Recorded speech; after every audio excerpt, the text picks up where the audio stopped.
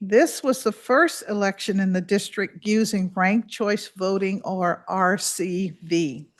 In the lead up to this election, the board ran a voter education effort, which included consulting with other jurisdictions, preparing a voter guide, sample ballots, and installing a voter lab where voters could practice using the new system.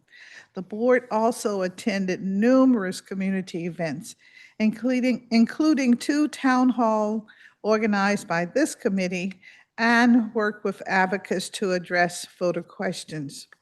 Today, we will examine the 2026 primary election, including lessons learned about RCV, and discuss preparations for the 2026 general election, which will be held on Tuesday, November the 3rd. Elections are one of the most important responsibilities of our government, and as such, we must ensure that we are transparent, secure, and accessible to all district voters. We also have the Office of Campaign Finance joining us today. OCF plays an important role in elections by ensuring that candidates abide by campaign finance laws. The OCF administers the traditional elections program and this new thing that everyone favors called the Fair Elections Program, through which candidates agree to accept small dollar donations in exchange for public funds. Participants in the Fair Elections Program receive a base payment of 5-to-1 match payments for each dollar raised. In the 2026 election cycle so far, the Fair Elections Program has made a total, of $10.5 million in payments. The Office of Campaign Finance and the Board of Elections work together to ensure that our elections in our jurisdiction run smoothly. And with that, I'll recognize my colleagues. Do we have any on? All right, well, solo, I'm sure they will jump in. They always do at the appropriate time.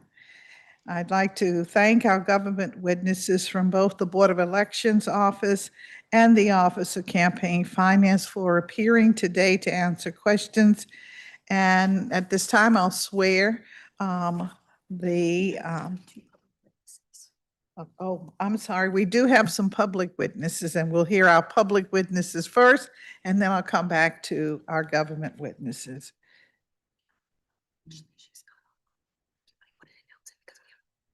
All right. Okay. Let's see.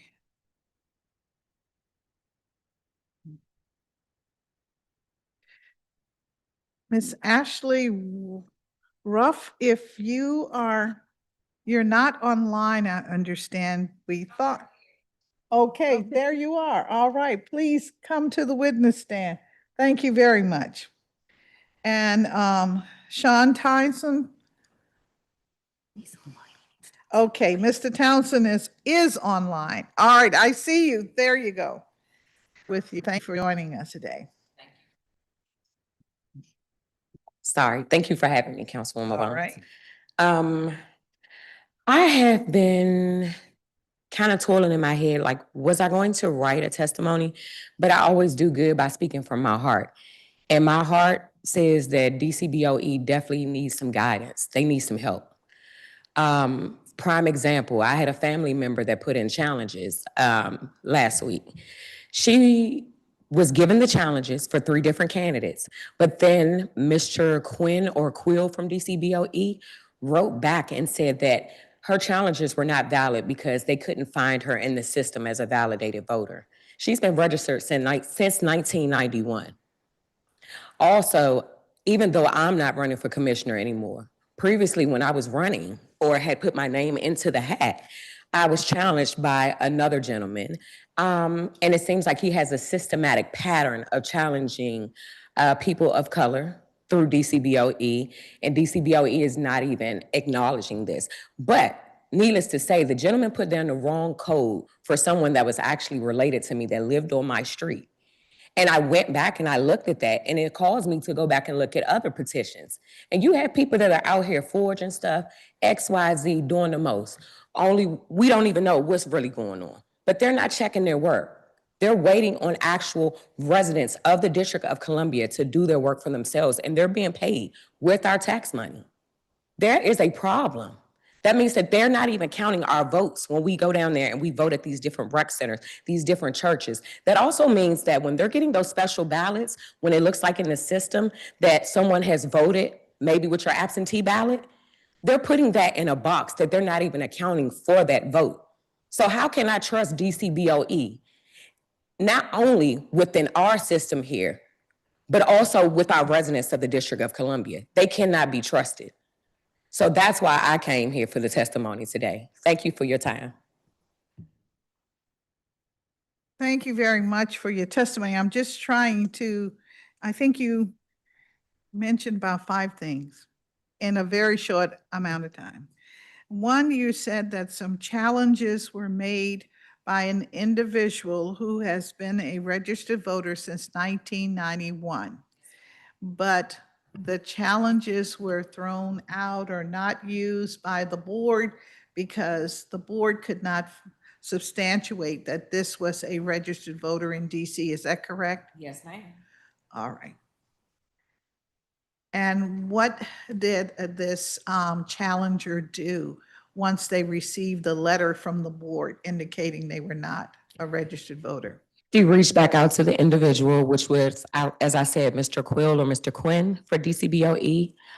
You also have Magnificent Green that she spoke with, and she also sent in a letter to their council. She still has not yet to receive anything back from them. And also, too, they're not even careful about how they send their emails out. Like, you can see other conversations that you shouldn't be privy to. So there's a problem. That means that there's an issue going on within this agency. And as you could tell by the room today, it's kind of empty, minus the people that are already here. So a lot of people don't even know what's going on. A lot of the residents do not know. I would have not known had I not been an elected official, a part of that process, or involved in that process. All right. Then you said something about put in the wrong code. What, help me understand that? Because I want to ask the board when they speak with us about some of these concerns you have. So for me, I didn't realize that my brother-in-law had been inactive for maybe 2 cycles, 2 or 3. He didn't even know. And so when I went back and looked at the challenge for him, and I looked at the code, say the code is supposed to read 3 DCM 1607-1 in quotation I. The gentleman put down that the address, that the person was not registered at the address when really the person was inactive. That means again that DCBOE is not directly looking at these challenges. Just because you put down a code the way that they want you to put it down doesn't mean that you shouldn't go back and actually look to see if the comment is true. And they're not doing that. And then you have the same challengers over and over again. The challenges are supposed to be made in good faith. These things are not being done in good faith. Well, when you say they're not being done in good faith, Ms. Ruff, I don't want to ask you about what does that mean. I hear you loud and clear, but that's a very strong allegation. You're really, and usually when we make these kinds of statements, we have some physical proof. Do you have some proof? Anybody can go back and read and look. Reading is fundamental. That's what we're supposed to do here in the District of Columbia. We should read before we sign contracts. But hear me out, Councilwoman Bond. You asked for me to respond to you. And so when you look and you see that it's the same 2 people, and then there is people of color on that list, something is wrong. I don't need someone to tell me that the sky is green and I know that it's blue. If you see a problem, you say something. It could be alleged or whatever, but it's about shedding light on it. And it's unfair. It's not ethical. And if it's supposed to be made in good faith, just like commissioners are supposed to carry great weight in the District of Columbia, it's not being done. Well, I believe that the Board of Elections and other branches of our government would look at any formal complaint that you prepare. So let's do that. And you're speaking from the heart, as you said today. So if you have a formal complaint, let's put it forth so that we can hopefully clear up some of these. It's already been Concern. filed and for your request. I wasn't playing. Okay, it has already been filed. Yes, ma'am. All right. Well, I thank you very much for putting it on the record. So if it's been filed, I will entertain with the board. Where are they in receiving your complaints? So thank you. Thank you, very Councilwoman much. Bonds. Thank you. Now we'll have an opportunity to hear from Mr. Sean Townsend, who is President and CEO, the Restaurant Association of Metropolitan Washington. Welcome, Mr. Townsend. Good afternoon. Can you hear me? Yes, we can. Thank you. All right, perfect. Good afternoon, Chairwoman Bonds. I'm Sean Townsend. I have the pleasure of serving as the President and CEO of the Restaurant Association of Metropolitan Washington, where we represent more than 1,500 restaurants and small businesses across the district and throughout the region. General election readiness is not just about polling places, it's about the integrity of what appears on the ballot in the first place. And that's why we are here to discuss B26-0436, the Fair Initiatives Lend Transparency to Every Resident Act. It's worth remembering that DC's citizen initiative process is the exception, not the rule. Only 24 states and the district let citizens bypass the legislature to put a measure on the ballot directly. In the other 26, including neighboring Maryland and Virginia, only the legislature can refer something to voters. And the process itself is a modern invention, not introduced anywhere in the US until 1898. RMW supports the Fair Initiative Act. Its single subject requirement alone would bring DC in line with the national norm. 18 of the other 24 initiative states already require a single subject per measure. Only 6 states plus DC allow the kind of bundling DC's current law permits. That's real progress, but it should be a start, not an end. Here's why. Council legislation is subject to layers of public hearing, legal, fiscal, and in some cases, racial equity review. A ballot initiative receives little of that level of vetting before it qualifies.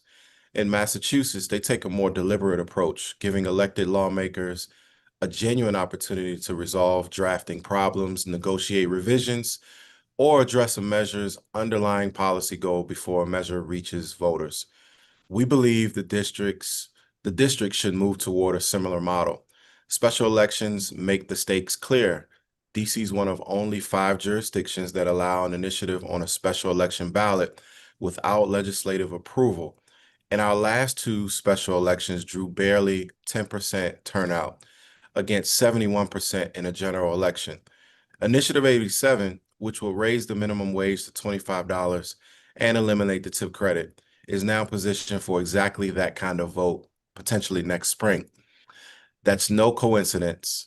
As the nation's capital, DC is a trophy for outside groups who market their campaigns as local while running them from across the country. Initiative 86, the foie gras measure, is the latest example. Of the 300,000 spent gathering signatures, 224,000 came from an organization in Oregon and 86,000 from a company in California. These companies have real costs. As Initiative 82's tip wage rose 50 and then 25%, mid-price restaurant closures climbed right alongside it.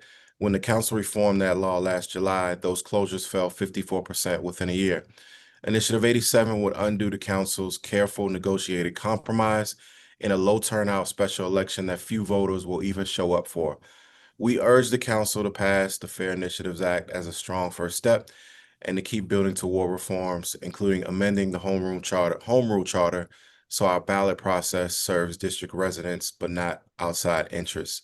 Thank you for your time, and I welcome any questions. Thank you very much for your support for the Fair Initiatives process. And in fact, as you may know, um, this committee is anticipating that this measure will be on the agenda for our September 22nd legislative session.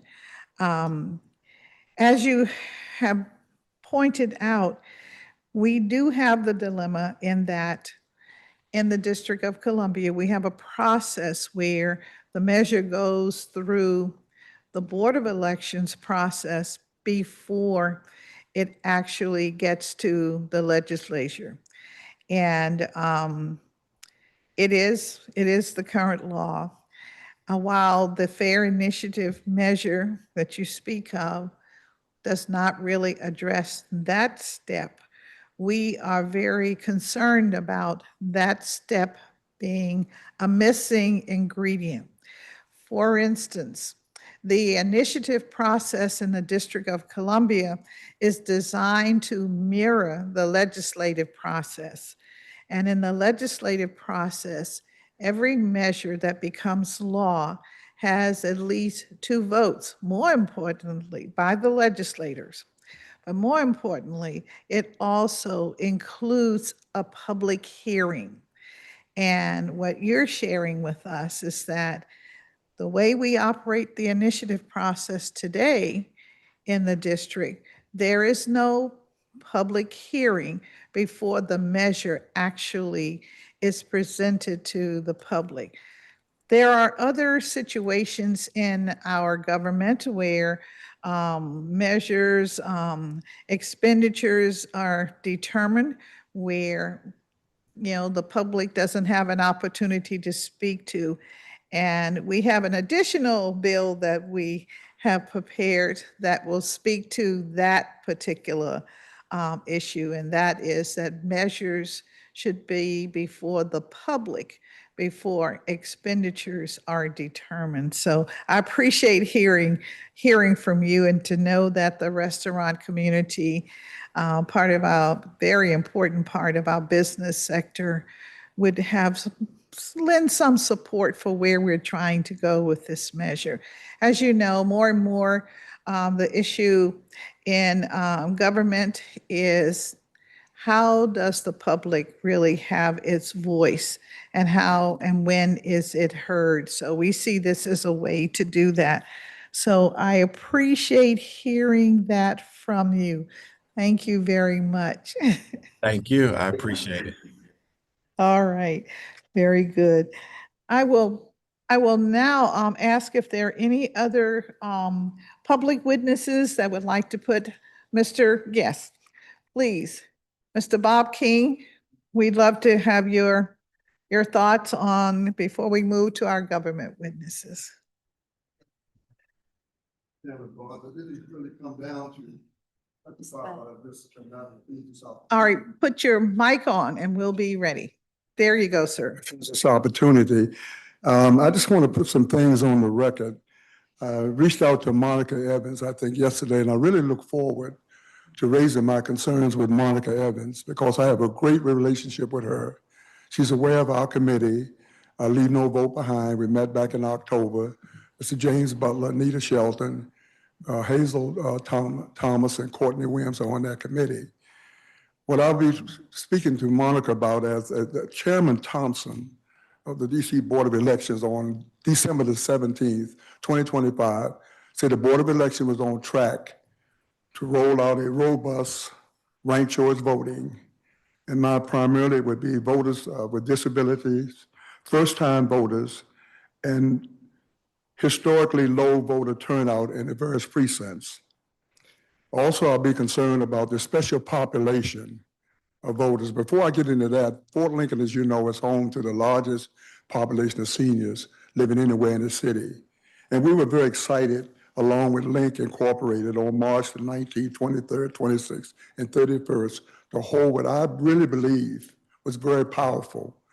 I want to salute Monica Evans. I thought she did a great job in terms of presentation with the machines, the marked ballots, And what was so exciting about that, we had an average attendance of maybe about 35 per building. When I looked around, and who's the oldest in these buildings, there were 7 seniors over 90 representing each of those buildings turned out for that presentation. So I was very excited about what we did in Fort Lincoln. Secondly, I want to put on the record, we know wards 3, 4, 5, and 7 has the highest population of seniors 62 and over, and roughly 74.1% of those seniors live alone. So what I'm going to be talking to Monica about is just not discarded ballots, but when you're talking about ranked choice voting, what I want to know very specifically, exhausted ballots, inactive ballots, overvoting, and spoiled ballots. That's what I'm going to be asking her about. Also, I'm going to put before her a document that she gave to me, and it's dated from the Board of Elections. It's called Voters Education Outreach Plan for Ranked Choice Voting 2026 election year. I'm going to be asking Monica, how many of these events did the board host and who hosted it for the board? The special population, Chairman Barnes, I'm going to be really concerned about, not just the seniors who are living in the public and private buildings, but also assisted living, colleges, university, particularly Gallaudet College, group homes, residential treatment centers, St. Elizabeth Hospital, DC Jail, the homeless shelter, traditional housing facilities, the Veterans Home, Department of Parks and Recreation, Department of Aging, Living, Walter Reed Hospital, drug treatment programs, thousands of seniors living in independent living in their own homes, as I indicated, in wards 3, 4, 5, and 7. I want to know about all of the hospitals, all of the universities and schools. I just really want to know, since the chairman said he was on track to do a robust ranked choice voting, and that was December the 17, 2025. So when I've met with Monica so many times, and she knows I'm the senior expert for the Board of Election as well, senior guru and the angels for the senior citywide. And so I look forward to meeting with Monica, as I've done many times. And usually she takes some of my recommendations. As you know, I put out a lot of signs for the Board of Election. When you see all them signs in Ward 5, I go down to B Street and I pick them up. Those door knockers, I put those out for the board. I consider myself a great partner with Monica, and I really respect her so much for the job that she's been doing under pressure, very few board members, and she has a vision for this city. And also she's a resident of Ward 5. And I didn't get a chance to get to her mom's funeral, and I talked to her mom about that. And I'm a family member when it comes to that. Monica knows when it comes to her mother, so I really want to salute her. And any way that committee, Leave No Vote Behind, can get ready for the general election, I'm there to help. Well, thank you very much, Mr. King. You really given us a laundry list of, you want to know the number of exhausted ballots, the spoiled ballots, et cetera, et cetera. Then the outreach plan, the number of events that the board actually held with the groups that were listed in their plan. And then you mentioned the assisted living and group homes and shelters and hospitals. You want to know whether or not the board actually held outreach in any of those facilities. Am I correct? That's correct. Okay. And Monica will tell you, I said, that they did this, and I will put them in the Bible along with Jesus turning water into wine. Well, that's robust. We can't get you answers to that from this dais, but I'm sure there's a way to do that. But thank you very much. Okay. And thank you for the compliments about the Board of Elections. They have a tough job. All right. And Thank we you for put a having lot of pressure on them, but they do tend to step up to the plate. But thank you very much. When the base is loaded, I call her for Monica, and she's been hitting home runs. Okay, Ramonica. All right, thank you very much. All right.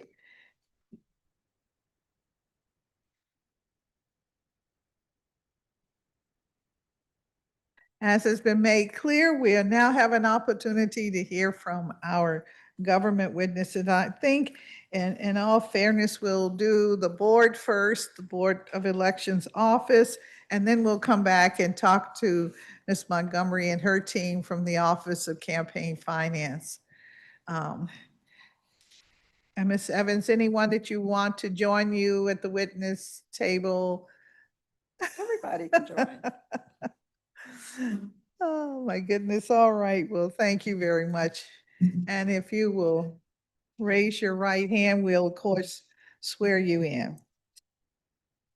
Do you swear and affirm that your testimony and any statements that you make before us today to be truthful and complete? I do. Thank you very much. And please proceed with your statement. Thank you. Thank you, Chairperson Bonds. So greetings, Chairperson Bonds, members of the Committee on Executive Administration and Labor and staff. I am Monica Evans, the Executive Director of the DC Board of Elections. As you know, the DC Board of Elections is a charter independent agency, and our mission is to enfranchise eligible residents, conduct elections, and ensure the integrity of the electoral process. Thank you for the opportunity to appear before you today to comment on BOE's primary election and general election readiness. Chairperson Bonds, I would be remiss if I did not first acknowledge your role in securing the funding for us to replace our Express Vote touchscreen voting equipment. Thanks to you, we now have 450 new touchscreen devices. This equipment will be deployed during the November general election. You have also been instrumental in securing additional space. The modifications to Suite 700 are almost complete, and our new mail ballot processing center and training space will allow us to significantly elevate our operations. Thank you for your support. Primary and special elections. On June 16, 2026, BOE conducted the June primary election in conjunction with the special election to fill the at-large council seat vacated due to the resignation of Kenyon R. McDuffie. In June, 156,054 votes were cast, and voter turnout was 32.31%. We had 482,968 registered voters. All contest results and the complete breakdown by party are listed on the BOE website. BOE is scheduled to conduct the November 3rd, 2026 general election for mayor, delegate to the United States House of Representatives, at-large members of the Council of the District of Columbia, ward members of the Council of the District of Columbia for wards 1, 3, 5, and 6, United States Senator, United States Representative, and Advisory Neighborhood Commissioner. We are also considering the likelihood of conducting multiple special elections in FY 2027. Ranked choice voting. As you know, Initiative 83 was passed by the voters in the 2024 general election and funded by the council in FY 2026 and was deployed by the board for the first time in the 2026 primary and special elections. The implementation of ranked choice voting, or RCV, required the board to perform ongoing and enhanced outreach, training, informational messaging using various methods, and other necessary adjustments to BOE's overall operation. This involved modifications to the election management software systems, including tabulation and reporting functions. The intense communication plan to inform voters about ranked choice voting included over 270 touch points with residents. During the month of May alone, we participated in 98 outreach events on behalf of the agency. Overall, the implementation of RCV was a success.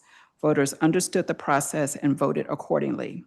RCV allows voters to rank up to 5 candidates per contest or to opt out of ranking. Therefore, some voters choose not to rank candidates. However, this is an acceptable option for RCV. Voter education and outreach.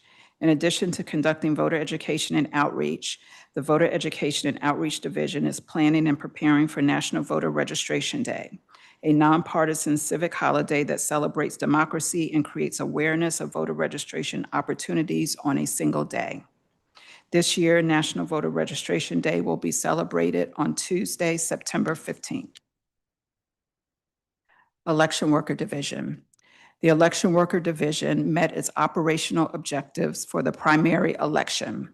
Specifically, the division trained 1,975 election workers placed 1,196 election workers at early vote centers, and placed 897 election workers on Election Day.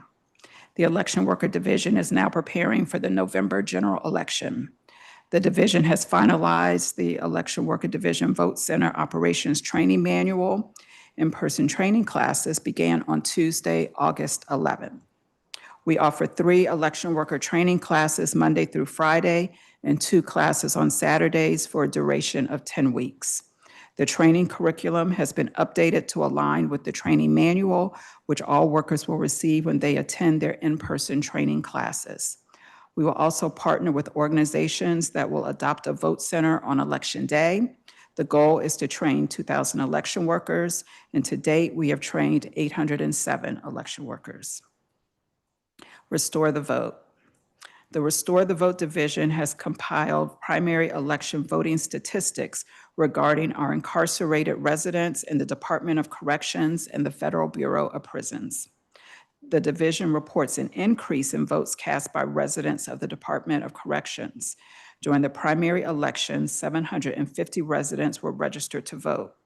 Of those registered, 493 cast ballots in person and 57 cast ballots by mail. Of note, 173 residents took advantage of same-day registration. Regarding the Federal Bureau of Prisons, 1,128 DC residents are registered and 275 voted. Automatic Voter Registration Expansion Act. We are continuing to implement the requirements of AVR. We are maintaining a file of otherwise eligible voters who decline voter registration at the Department of Motor Vehicles. These individuals will receive a ballot ahead of the November general election. They will be able to register and vote using the mail ballot they receive. We are also evaluating data received as a result of implementing AVR expansion.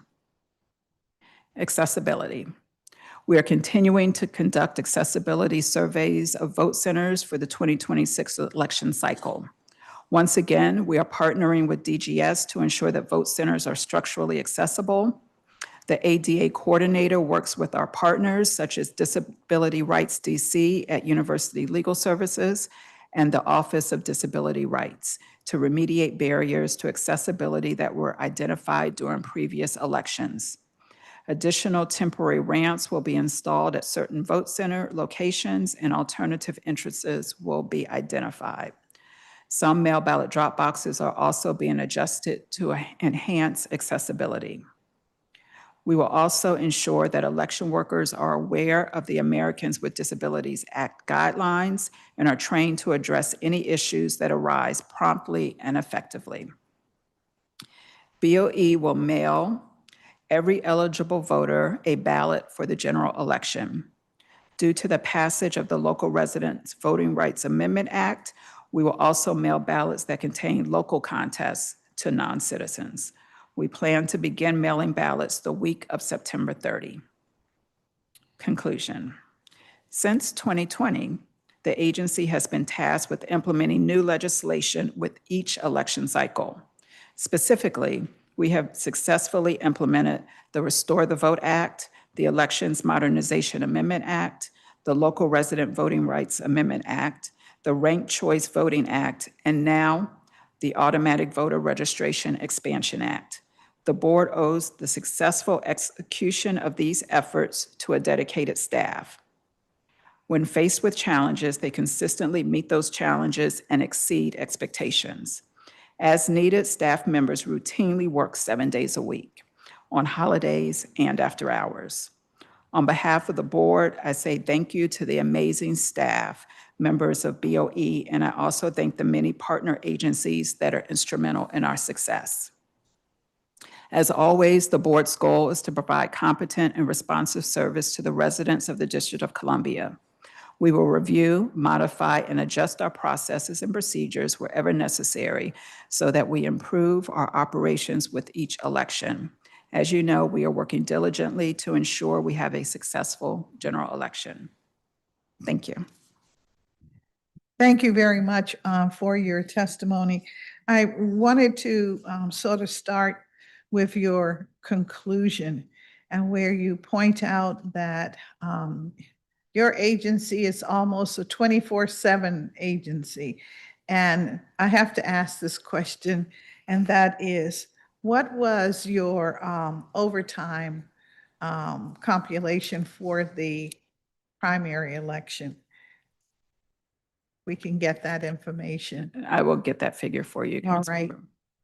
And can you do it by the dollar amount and also the total number of hours, cumulative hours for the services that your agency provides? I think that would be very helpful. I think it's Absolutely. time for us to start dealing with the real patterns of what we have to do. Yes, and that is welcome. I would love to have that conversation with you, because when you look at the work that's required with our FTE ceiling, I think that we need to look at the alignment there. Yes, I am concerned when I hear this, and particularly you said, we have successfully implemented, restored the Vote Act, Elections Modernization Amendment Act, the Local Resident Voting Rights Amendment Act, the Ranked Choice Voting Act, and the Automatic Voter Registration Expansion Act. And then in a few months, you'll be talking about the semi-open primary Yes. provision. All of this takes time, energy, and what have you. And if I'm not mistaken, you are a small agency. That is correct. And one thing I do want to note, even though we do have a lot of extra hours due to the volume of our work, some of our overtime and extra hours is just due to the requirements placed on the agency. For instance, when we have a 10-day challenge period, we're required to be open for 10 consecutive days, including weekends and holidays. So we don't have a choice whether or not to work some of those weekend and holiday hours. Right. So And just- would you also indicate where within your configuration the time is double time or time and a half for overtime? I think all of this information it's the real picture of what we do in the District of Columbia. And I think the new administration would also like to know what is the real deal that we Absolutely. say we're accomplishing. Also, you say you're going to start mailing out the general ballot September 30th. Wow. You know that's soon. Okay, all right. I mean, I know you know that is soon, but okay. And then I wanted to ask about, you mentioned that the DGS is working to ensure that vote centers are structurally accessible. I guess since we've had this ADA compliance on the books for, I know, at least a decade, why are not all of our vote centers compliant? I mean, there's no magic to where the centers are located now.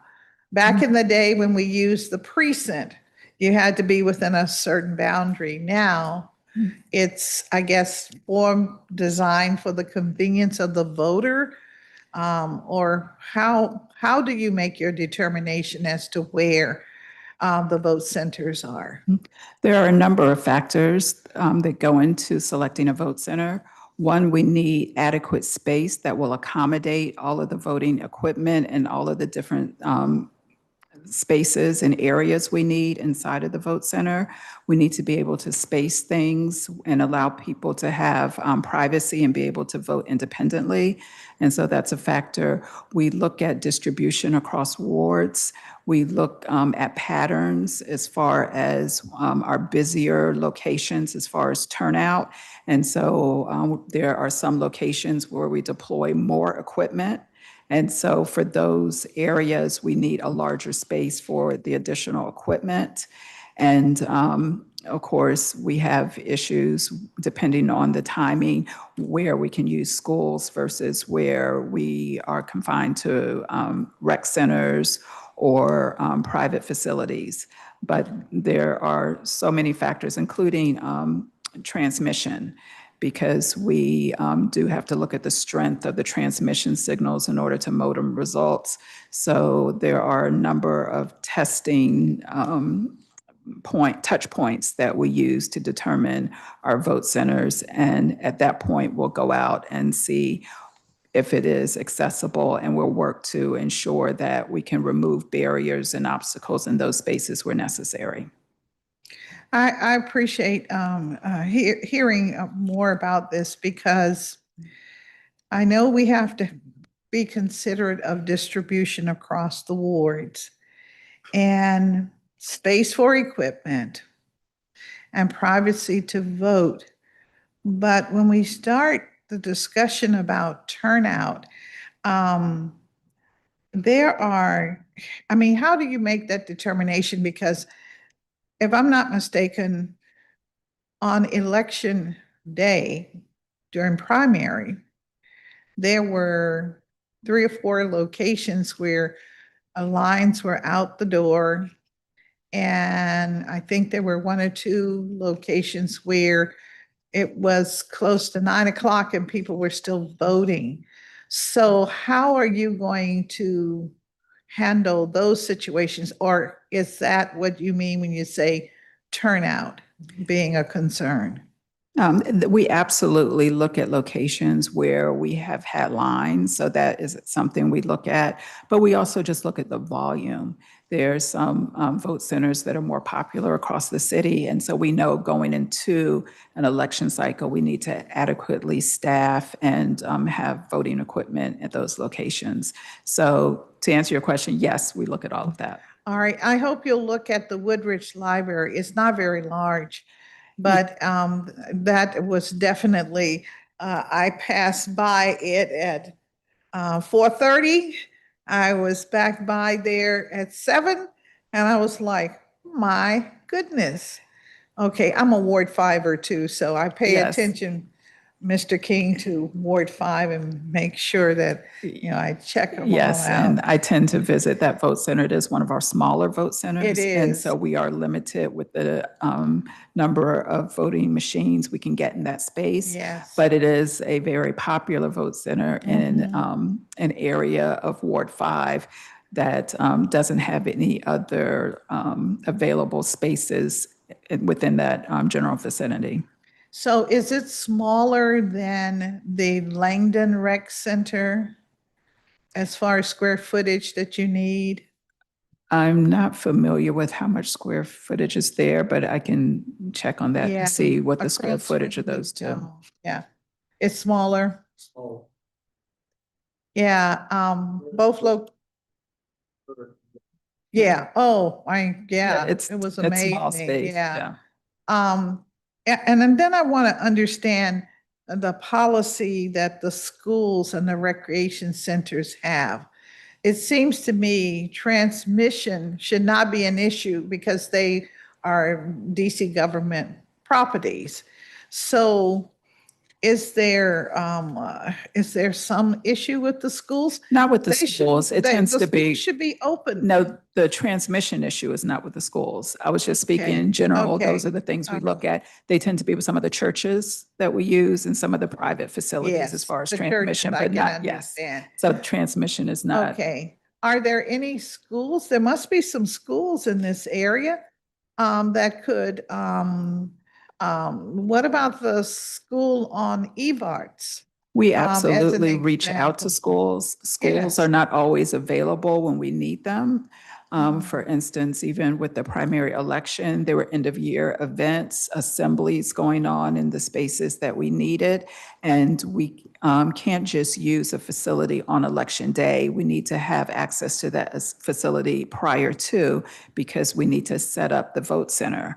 And so we reach out to schools ahead of an election cycle, and we get an agreement as far as the availability of the space. So I can't speak to every school without consulting the list that we keep in our office that determines like who we reached out to and the availability. But all of that is part of the process in determining where we go on election day. Well, I would encourage you to look at more of the schools and the recreation centers that we have across the city. And voting is elementary to us being Americans.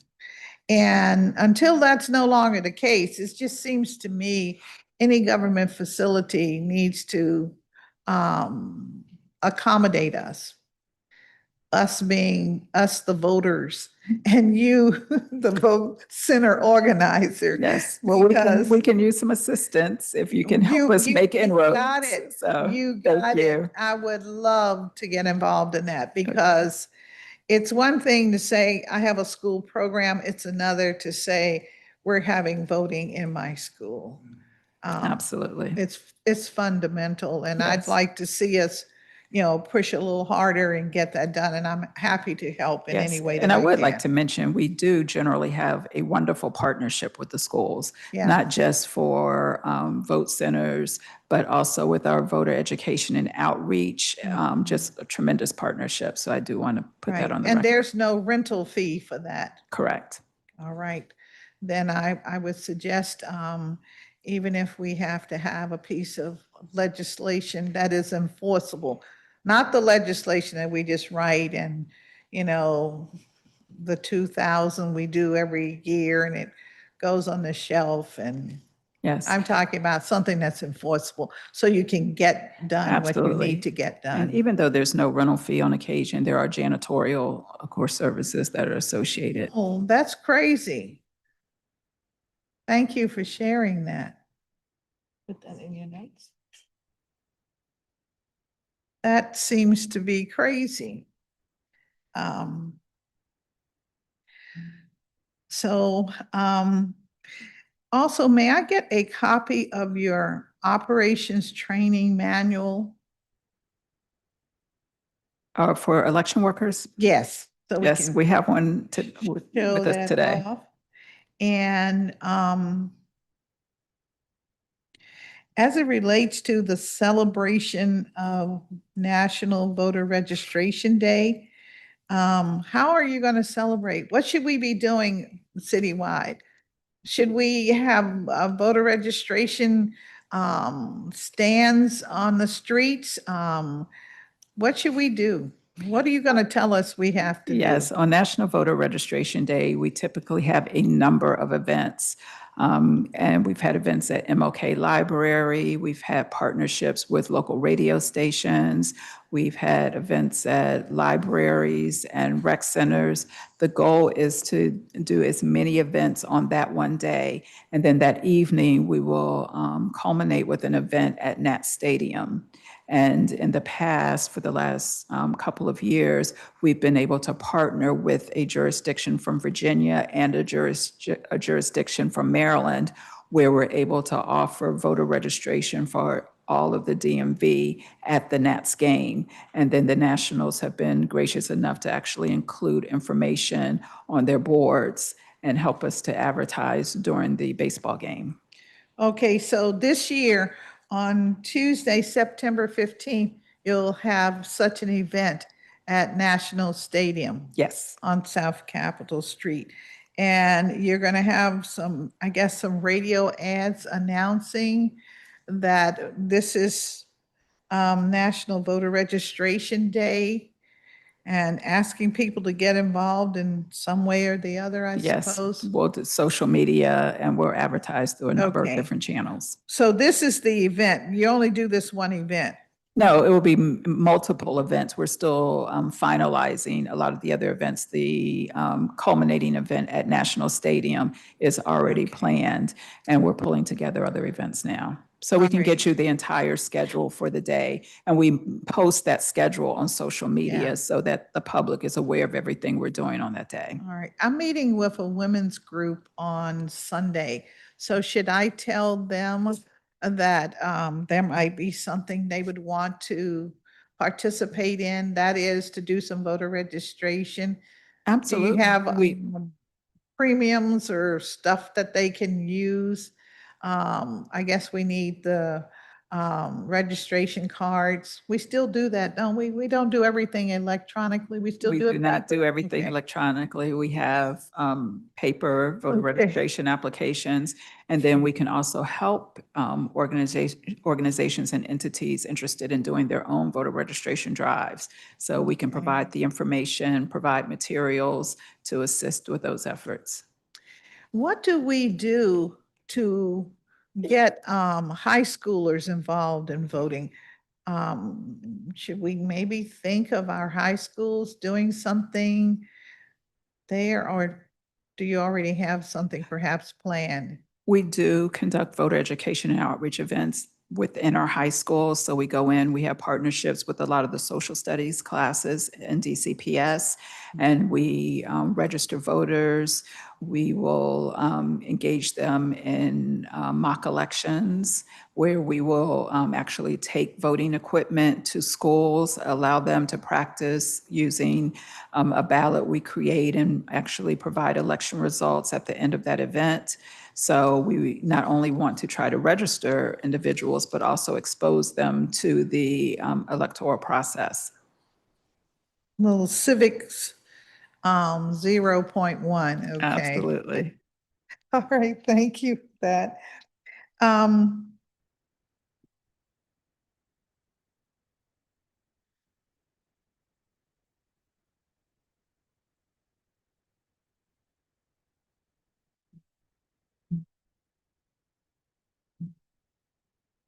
When you mentioned that there were 270 touch points with residents, is touch points a new term for outreach events or? Yes, that would be outreach events, either in person or virtual. Okay, all right, okay, so I got that. And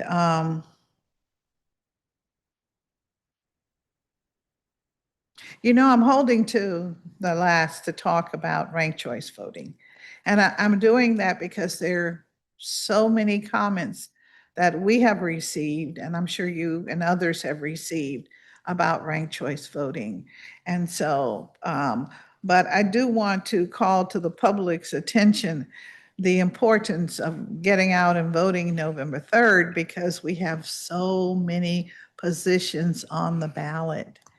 It's kind of loaded, so to speak.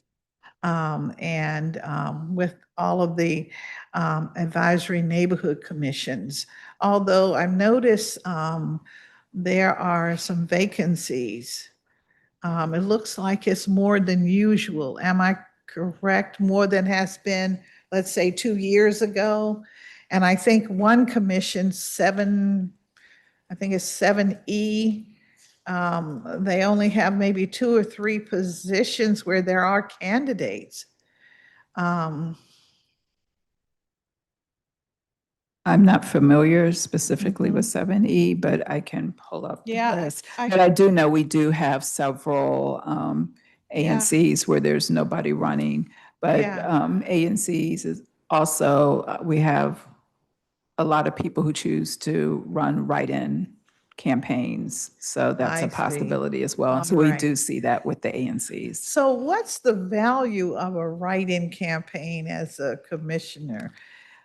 Because you only are required to have, 25 valid signatures to present to the Board of Elections to get on the ballot. You would be surprised. There are a number of individuals who cannot produce 25 or they only produce 25. So if there's a single challenge, it drops them below the 25. And so for some individuals, I suppose it saves them the trouble of having to knock on neighbors' doors and do legwork, and they can just ask for people to vote for Yeah, them. but you want, if I'm not mistaken, every commissioner represents approximately 2,000 residents, right? I'm So not you mean you disagreeing don't with want you. to knock on a door? I'm not disagreeing with You you. represent the people. You'll have to ask the ANC commissioners who choose not to get signatures. Because of your individual wisdom, you're elected to represent your neighbors Yes, and their opinions. absolutely. Wow. Well, I'm hoping people are listening to your comments, because I think it's very important that this is a system that we constructed, following the advent of home rule, and it's for the purpose of having communities represented. And as a former commissioner myself, and Mr. King, of course, I think he's the granddaddy of the commissioners. He's one of the first commissioners that we had, best I can remember. He and as I used to talk about, Mr. Bowser. Yes, definitely. Ward 5 is sort of like the cradle of the ANC. It really took off there in Ward 5. So, wow. Well, that just leads me to the big question. You may recall, months ago, I sat with you and the director of the ANC office, and we met around the whole issue of the change in the ANC law. Change from when I was a commissioner, change, Bob, from back in the day, as we call it, even changed from when Mayor Muriel Bowser was a commissioner as well. And it suddenly required that a election for commission would be held for 4 hours. And so that really just threw everything up in the air, because we had a couple of elections when I was chair of my commission, but we didn't have it for 4 hours. We advertised, the notice was put out, and people voted within, I would say, 30 minutes. Those that came to vote voted, the residents, and everything was fine. Now we have the 4 hours, and some of the commissioners are saying that it's therefore not their responsibility to fill vacancies, which will occur, as we all know. But it has to be a burden or an activity, I'll say, of the Board of Elections. And you have indicated, if I'm not mistaken, that in order to fulfill that responsibility, it requires personnel. 4 hours is a long time. When does it happen? Commission meetings usually happen on weekdays. They usually start around 7 p.m. when folk are off from work. So 7 plus 4, you know what time that is. And Saturday, and many of these meetings, ANC meetings, are held in public buildings, or in maybe, let's say, a church. I mean, how do we deal with this? I mean, how can we get to some resolution on this issue, I wonder? Yeah, I think, well, I can't really speak to resolution. I can speak to, how things are set up now. And it's our responsibility to hold elections, but specifically not our responsibility to fill vacancies. And so there is a very clear distinction between those two things. And I understand that, we are Board of Elections and we do have a certain expertise when it comes to running elections. One of the things that I will say, I don't think everyone fully appreciates what we're doing and the things that we're doing simultaneously. And so we have a very small staff and we are already stretched. And a lot of times activities stack on top of each other. So for instance, when we're required to be open for a 10-day challenge period, and we're entertaining members of the public around challenges, our day-to-day work does not stop. So that is in addition to. if someone files an initiative measure, we have 3 days to count signatures. The most recent I-86, we had, I think, over 46,000 signatures that we had to count in a 3-day period while still performing the work of the agency. And so when you add additional responsibilities, you just have to remember that we're not just sitting around doing nothing. There are things that we're doing routinely and as part of our regular work. And it may seem like this is a core function of what you do, but when we have other things that we're doing as well, it's hard to juggle, particularly with the staff we have. So just in order to meet the timeline for the 3 days and then the timeline to verify the signatures of 30 days, we had to bring in many, many temp workers and individuals outside of our voter services division and other divisions of BOE just to assist that staff in meeting that deadline. The voter services staff could not have done it alone. And so it was all hands on deck for a period of time. And again, working into the evenings and on weekends to ensure we were able to verify those signatures. And so I think if, we could sit down and really show people what we do and the cadence of our work, they would have a better appreciation for all of the things we're juggling at the same time. I thank you very much for your response. I know I kind of caught you off balance with that, but it continues to be an issue. And with so many new people running for the commission function, it is something that we really need to resolve.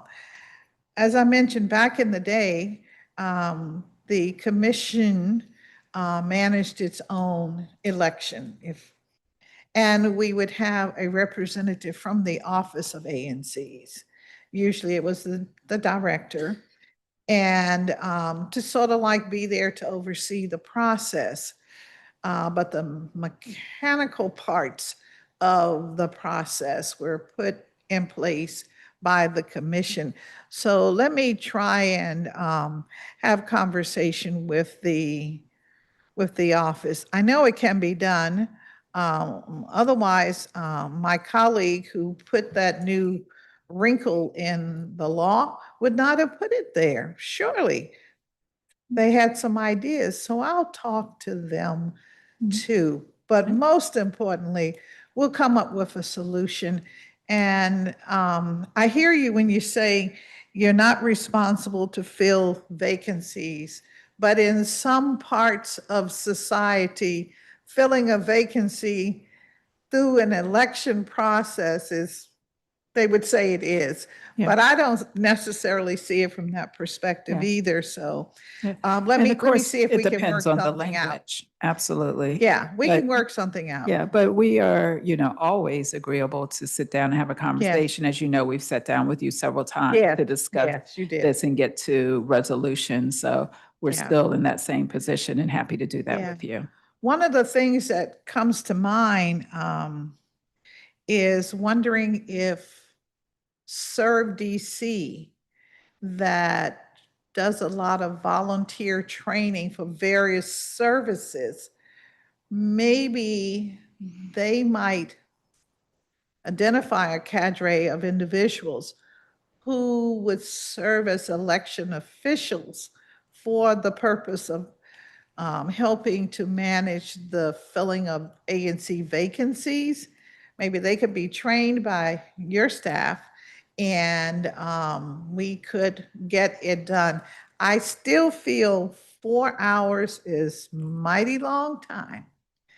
And I think that the law needs to be abbreviated. I'm just going to be very honest. 2 hours is more than enough time, and you can usually do this in 1 hour.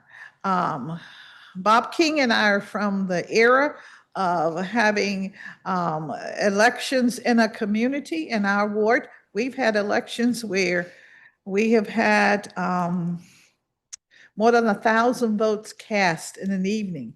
and the time frame was 2 hours. And it is very seldom that a commissioner is having that volume of turnout. Be great if they could, but it's unlikely because the commissioner represents only 2,000. But we're going to work on that. Bob and I, we're going to talk. You'll have to, this is a public hearing. You'll have to come I to the think you can help us table. too. I think prior to the pandemic, it's my understanding that Robert White allowed ANC commissioners to meet by Zoom. And we have not recovered from that. I was on that distinguished panel of ANCs, and I made a recommendation that the council take a look at that. For an example, Fort Lincoln is the only community that have 2 ANC commissioners, and they're meeting online, and we have about 30 people, because a lot of people don't have smartphones. So when you go knock on the door and try to get 25 signatures, that can be a problem, because they don't know about the ANCs. And what we're having in Ward 5, all of the civic associations are coming back now because they see a need. Because when you say 2,000 people, like when we ANC commissioners, me and you had a meeting, we rotated those meetings, put the flyers out, people came out, they could hear, smell, touch us. Right now, they're averaging like 25 people on a call. They got so much money, they can't even spend the money because they're not meeting with the. So I encourage you, Councilmember Barnes, to bring the ANCs back so they can start meeting with their 2,000 people. And knocking on the door shouldn't be a problem getting 25 signatures. Thank you. Thank you very much for that input. Thank you. So we're getting to a solution. You're very much helping with this. I wanted to also just add a little concern about some recent comments that have been featured in the media, some at the local level, and then items that have been mentioned nationally about voting. And I think your responses are invaluable to clearing up these various rumors about voting today. One, how has the Board of Elections responded to U.S. Department of Justice request for a detailed copy of the District of Columbia voter file? We were requested to give a voter file to U.S. Department of Justice, including a lot of PII and personal information. We complied by providing the information that is publicly available. As a result of us not giving them all of the data points they wanted, I was sued in my official capacity as Executive Director of Board of Elections. And we recently won that case. However, DOJ has appealed. So I don't know where that currently stands, so we're waiting to hear. But I believe I acted according to the law with the information I provided. And as long as I operate with integrity and fulfill the responsibilities of my job, I feel as though I'm doing the right thing and protecting the voters of the District of Columbia by not releasing certain points of information that were requested by DOJ. Thank you very much for that response. Have there been inquiries of the board for information by the Social Security Administration? No. Okay. I know that in some communities, the Department of Justice and Social Security have been working together to marriage the list to identify certain elements within community. Yes. Now, one thing we have been asked to do, we've been asked to use the SAVE database. And SAVE is a mechanism from the federal government where we will enter spreadsheets of information that contain Social Security numbers, names, et cetera, and then they run those through a database to determine citizenship versus non-citizenship for purposes of registering to vote. And there are other jurisdictions in the country that have signed up and do submit their information to the SAVE database. However, there have been concerns as far as how that information is being used and with how that information is being safeguarded. And so we have not chosen to work with individuals and put DC data into the SAVE database until we have better assurance about keeping that information safe and used for the proper purposes. So again, I stand by that decision because I believe that in my fiduciary responsibility, I have a responsibility to protect the information of the residents of DC. And absent assurance that that information can be safeguarded, I have not made the decision that we will use the SAVE database. All right, well, thank you very much.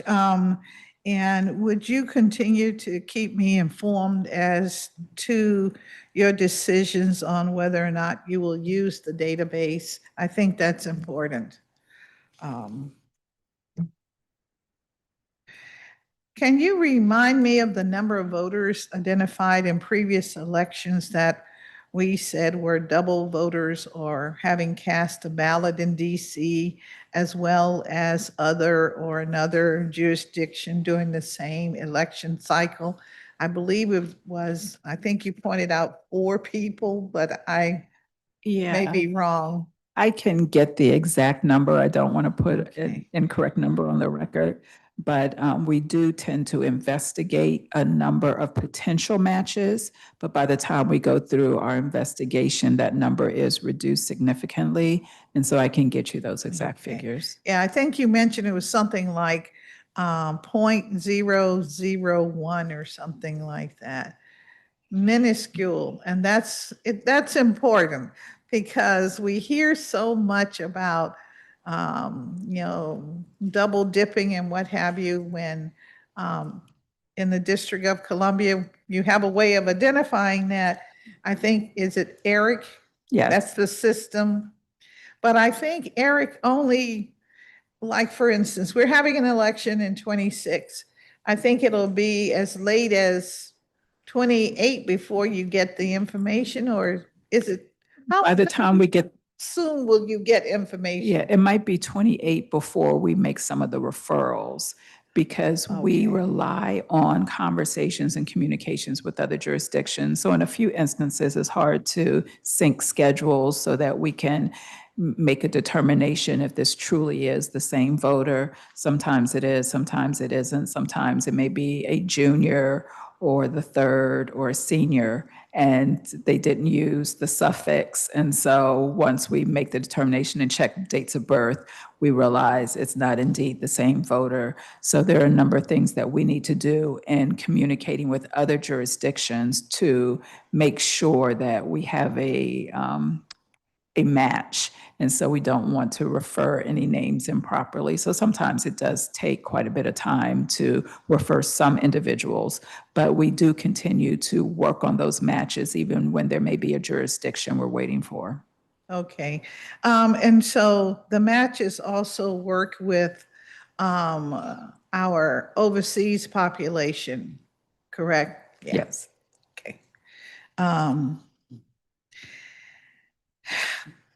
Media also says that mail-in voting may be ending because the federal government received an affirmative response on its suit before the Supreme Court. So generally speaking, if the court finally rules that mail-in voting is eliminated, how challenging would this be for DC? As you know, mail-in voting has been the method that has been most utilized in most recent elections. Of course, the most recent Supreme Court decision really targets more so mail ballots going to non-citizen voters. And so jurisdictions working with the U.S. Postal Service to provide lists of citizens, and then the U.S. Postal Service ensuring that they will only send ballots to individuals who have been identified as citizens. So, we're still trying to determine all of the court decisions. And even though we do have the most recent Supreme Court decisions, there are still a number of things in play. So we're keeping a very close eye on it. As of today, we are moving forward with mailing ballots to individuals. We will have to make a determination as to, when and how we would send a list if we're required to do so to USPS. But all of these too are systems that must be in place in order for there to be full compliance. And so it's one thing to require something, and it's another thing to have a system in place that can accommodate it. And so that is what the U.S. Postal Service is currently working on, just ensuring they have the capacity and the systems to handle everything they're being required to oversee with mail-in ballots. So let's say that there is the postal system determines. Supreme Court says that they can only mail to required voters based on a list that is provided by the states. How, and let's say this determination happens after the 15th of September, and your ballot is at the printer, ready to be distributed via mail to all of the registered voters in DC. What do we do? I'm just trying to figure it out. And timing is key. And that's one of the things that we've said about a number of pieces of pending legislation. The timing of, a decision is very important.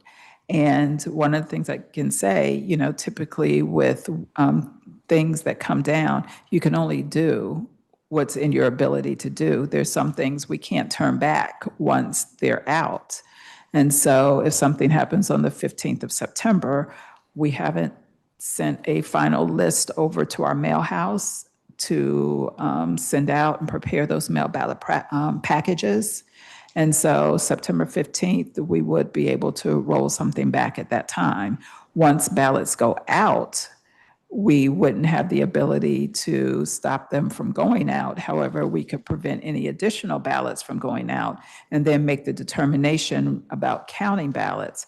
But then you get into the issue where people think they have voted if they have already cast those mail ballots, and then now telling them that they have to vote in person, which also would mean we would have to try to pivot to increase the number of potentially of vote centers, election workers, because we have pretty much right-sized our in-person voting locations to take into account the number of individuals who tend to vote by mail, which right now is the majority of DC voters.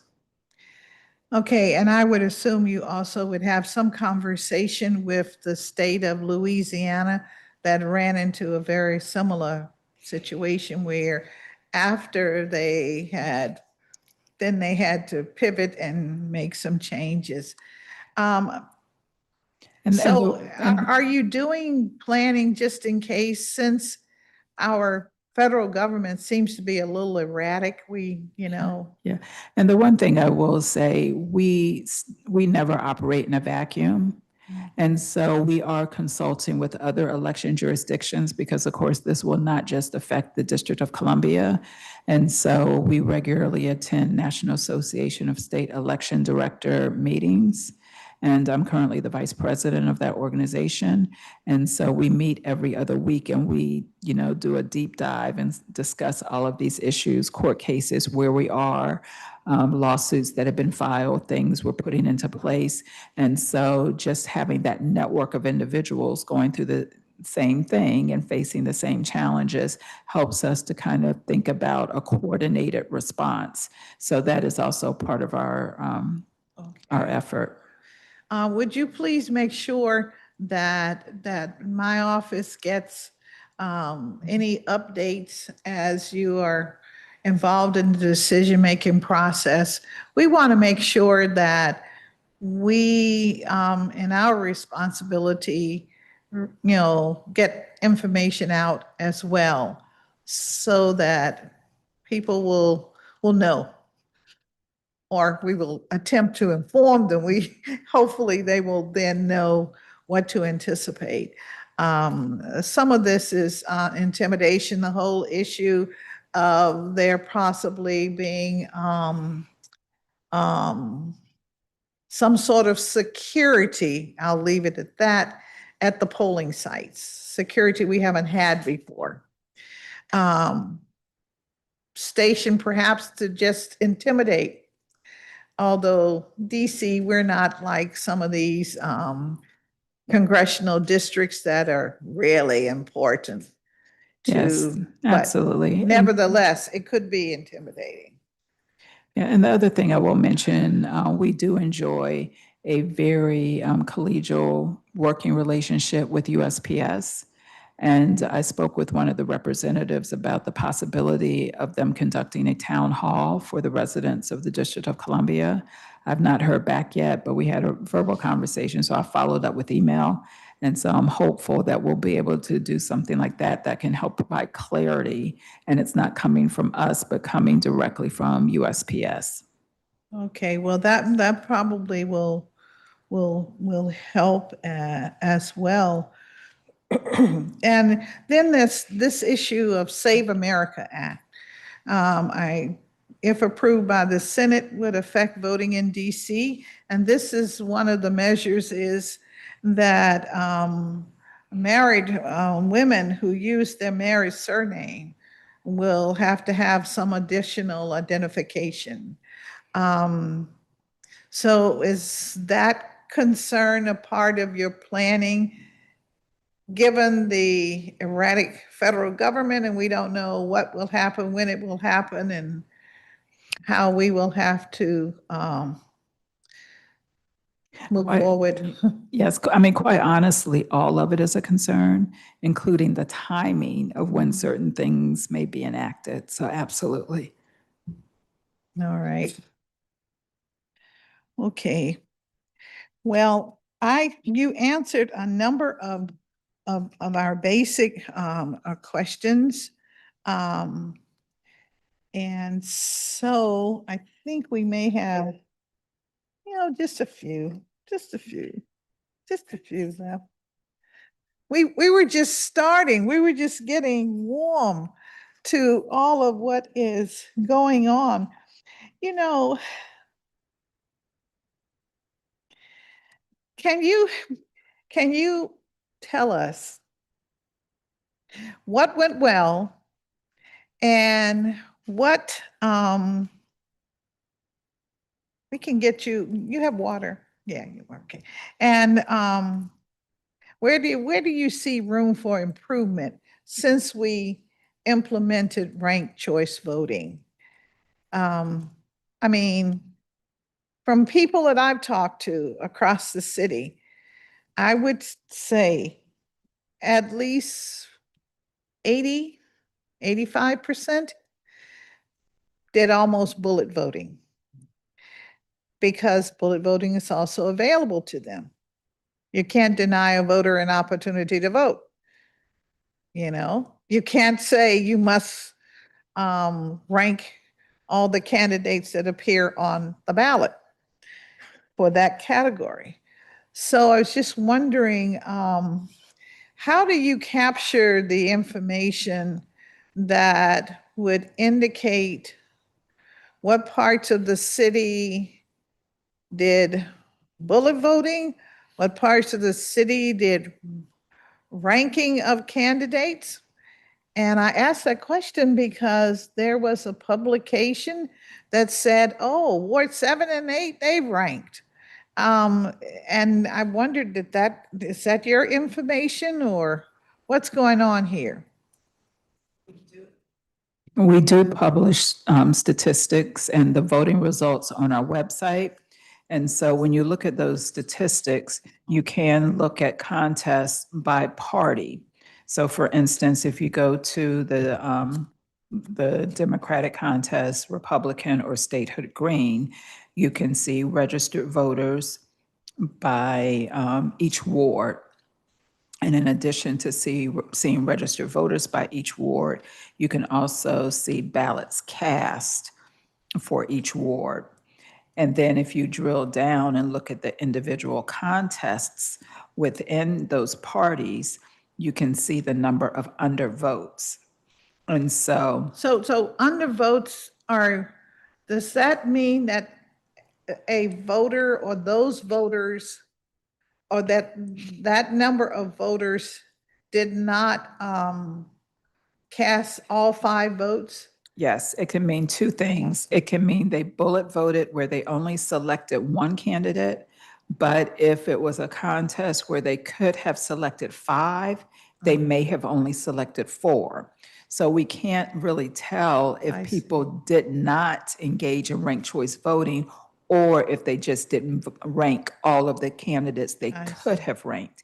So either of those scenarios would show up as an undervote because they did not vote for everyone they could have voted for in that contest. And so that's why it's a little tricky for us to determine those who bullet voted and those who actually ranked a contest, because it is possible that it was a contest with 10 individuals. They only felt passionate about 4, so they only chose to rank 4, so they fully engaged in the ranking process. But because they did not rank 5, that still would show up as an undervote. All right, and so a bullet voting would show up as undervoting? It would, because you're only voting for one candidate and you can It vote would show for up more. as undervoting? Yes, now there also are contests on the ballot that were not subject to ranked choice voting because there were not 3 or more candidates in that contest. So for instance, chairman of the council, Democrat, only had one candidate. But even with that one candidate, there were still 33,000 undervotes. So that meant that of everyone who voted, there were over 33,000 people who chose not to vote in that contest at all. Okay, so what I'm looking at, I'm looking at, for instance, the delegate. And in the delegate, it shows that the undervote is 4,961. So it's only that number? That would include, as you say, those who maybe bullet voted, as well as those who maybe voted for 2, or those that voted for 3, or ranked 2, ranked 3, or ranked 4, but Correct, they didn't rank all 5. correct. Okay. All right. Yet it shows for Robert White, the Democratic nominee, 86,871.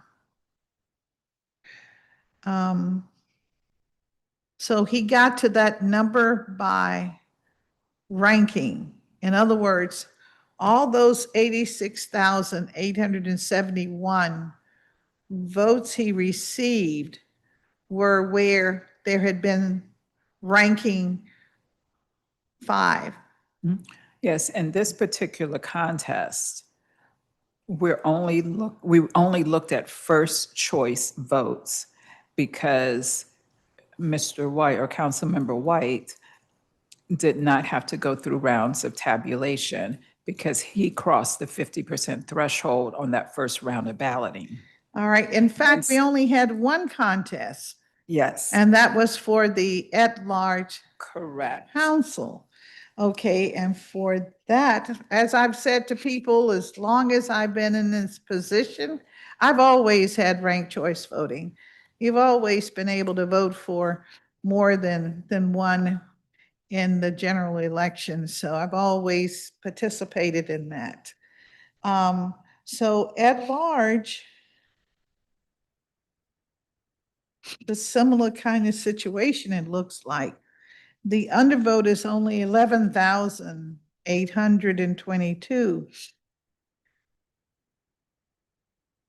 And you're saying all these other votes attributed to the different candidates, these are votes where at least five candidates were ranked. Not, you mean anything over the 11,000?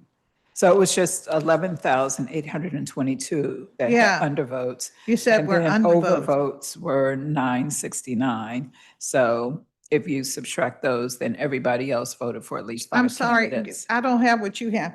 I'm So looking, undervotes, we had 11,822. yeah, And then right above that, you have overvotes. uh-huh. And so that would be 969. I don't know which document you're reviewing. Yeah, I mean, I So- can add the two and then we Yes, so can see, sure. if we add those two and Yeah. subtract, then that would mean that everybody else who voted in that contest voted for five. Okay, So they ranked, yes. and so then this is how the publication came to the estimate of how many or what parts of the city Yes, we can Did tell who ranked. ranked choice But we voting. just can't tell everybody who ranked because in that undervote number, there are additional people who may have ranked, but just didn't rank all five. So Right, we just right. can't make that distinction. So we're just saying we can't come up with accurate numbers to determine how many ranked versus how many didn't right. rank. So we're informing the public, if you're looking for a number that would inform as to how many voters use ranked choice voting, you look at the number that's attributed to the various candidates, their total number, their number by ward, if you're looking at it by ward, and the undervote will tell you those in a ward. I'm looking at that again. Ward 8, undervoted was only 614. However, the publication said Ward 7 and 8 had the highest number of match. Is this how they came to that being? I I'm can't just trying speak, to I figure can't out speak the to how they statistic came. that they have Yeah, I can't published. speak to how they came up with their numbers. No one consulted us in that, so I really can't speak to how they determined Ward 7, 8. Well, those are the lowest numbers of undervotes. Yes, so So- maybe that's what they did. I just can't say with any certainty because I just really don't know what they did. But that doesn't tell us who actually, how many in any ward actually bullet voted. Correct. So this is a hypothesis that may or may not scatter dust. Correct. Gotcha. I just want to know, want to put it on the record, since it has been mentioned that there are groups that know. So it's really very difficult to conclude where the bullet votes were cast. Absolutely. So thank you for that.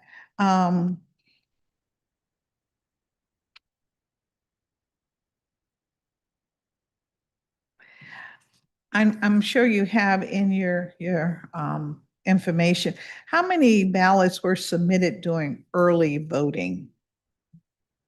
And we just want to put it on the record and the number that were submitted by the drop boxes, those two different numbers for the record.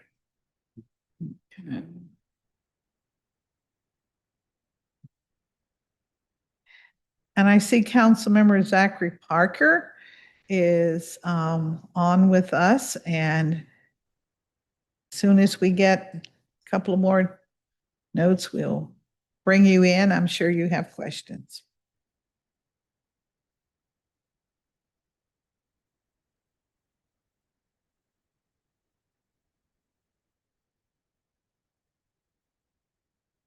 So, and all of this is on. Online? Yes, and I'm Okay. just getting.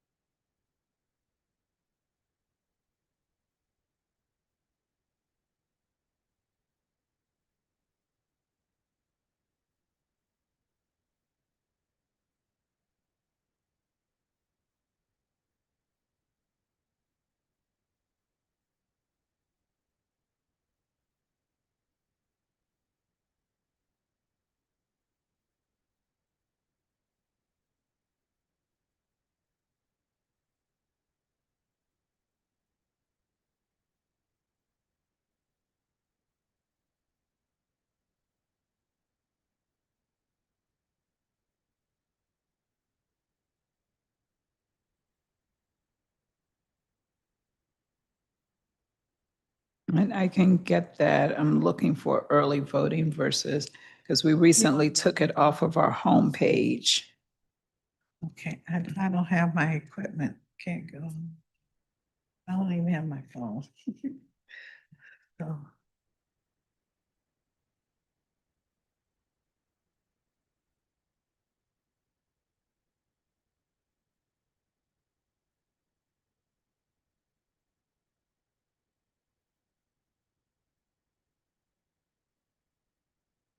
I can get that to you, council member, because I am not seeing the breakdown. Yeah. So you're, I guess you are able to find your daily early voting Yes. as well we as your post- Dropbox, we- because you don't have that online anymore, right? Right, and it moved to archives, and so I'm trying to find the Okay. archive location on our website. But the things that you will be able to find will be the number of people who voted during early voting per day per site, the number of mail ballots we got through U.S. Postal Service, the number of mail ballots we got through the mail ballot drop boxes, and then ultimately even the number of mail ballots that were deposited at a vote center in those drop boxes. So we do have that information. It's just been moved off of the homepage. So I'll forward that to you.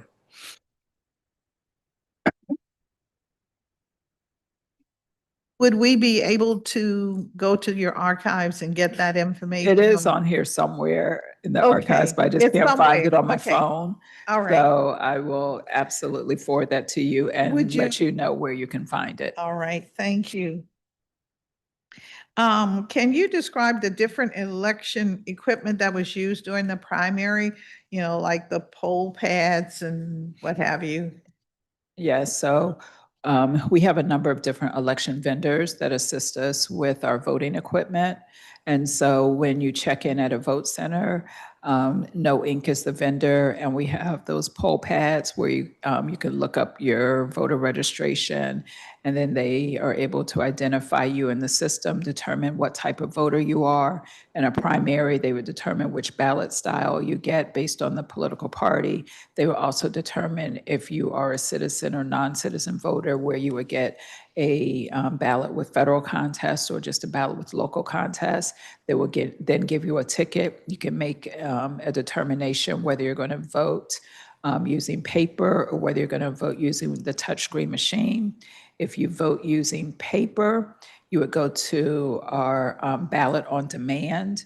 They would scan the barcode on your ticket, and then that would print the ballot style according to your characteristics, your party, et cetera.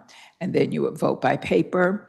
If you are voting by touchscreen, you would go to our express vote machines, and that is the ES&S vendor, and they would scan and bring up your ballot on the touchscreen. You would vote, and then it would print out a card, and then you would go to our DS300 machine, also by ES&S, and you would feed that ballot into the machine. And so that's kind of the cadence of the different machines and vendors as you enter a vote center for voting. All right, and so basically, in the November general election, everyone will get the same ballot, am I correct? Yes, Except where you have the local versus yes, for the ward, yeah, the various ward, and the yes, A A and and C. C. So So will you the get 3 ballots or 1? no, you would get one ballot, but they would be different based on how you are eligible to vote. So you would get a ballot, if you are a citizen voter, you would get a citizen ballot that would contain the federal contest, and then you would get the A and C race that is applicable to you. If you are in that same A and C, you would get that ballot, but it would have an L on it for local contests if you're not a citizen. And so it would exclude the federal contests. And then, of course, you would get based on your ward. So depending on which council member you're voting for, depending on your residence ward. Right. So there's not just one ballot that everybody would get for the general election. So the printer is printing 1 ballot. but they're printing a certain number of one ballots that have my ward information on it, so that those of us who come from that ward or are registered in that ward will get that ballot.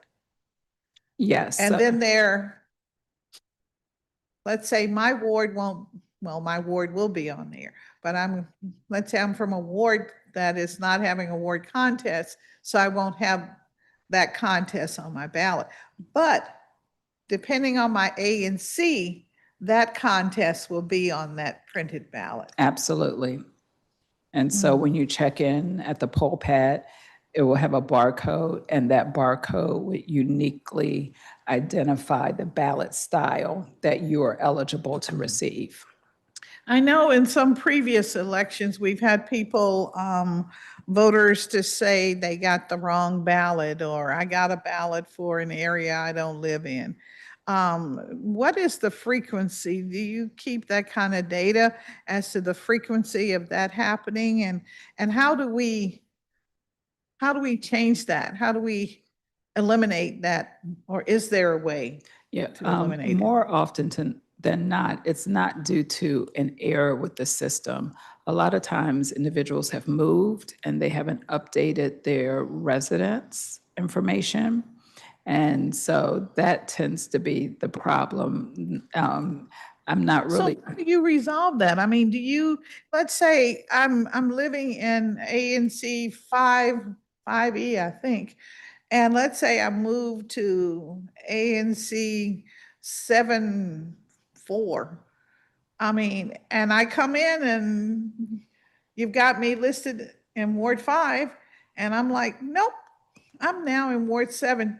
Can you make the correction on the spot? Do I have to update my registration on the spot? Or Yes. do you tell me, look, you're in 5, you be No. voting in 5 No, today? we want people voting accurately. And so if you now live in Ward 7, we want you to vote in Ward 7. And so you can update. We do have same-day voter registration. And so an individual is able to update the registration at the vote center.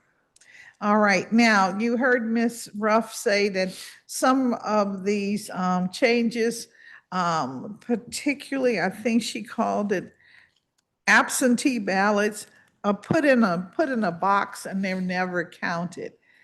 Any changes that are made at a polling site, or, yeah, I guess a polling Yeah, site will and deal and with I'm not that. sure she said absentee. I think she was referring to special Well, ballots or provisional. she used the term, I wrote it down. She used the term not counting absentees, they're boxed. She said they were put in a box. Yeah. At the that- polling site is what I assume she meant. Yeah, and so those are for individuals who do not provide all of the information to be able to vote a live ballot for whatever reason.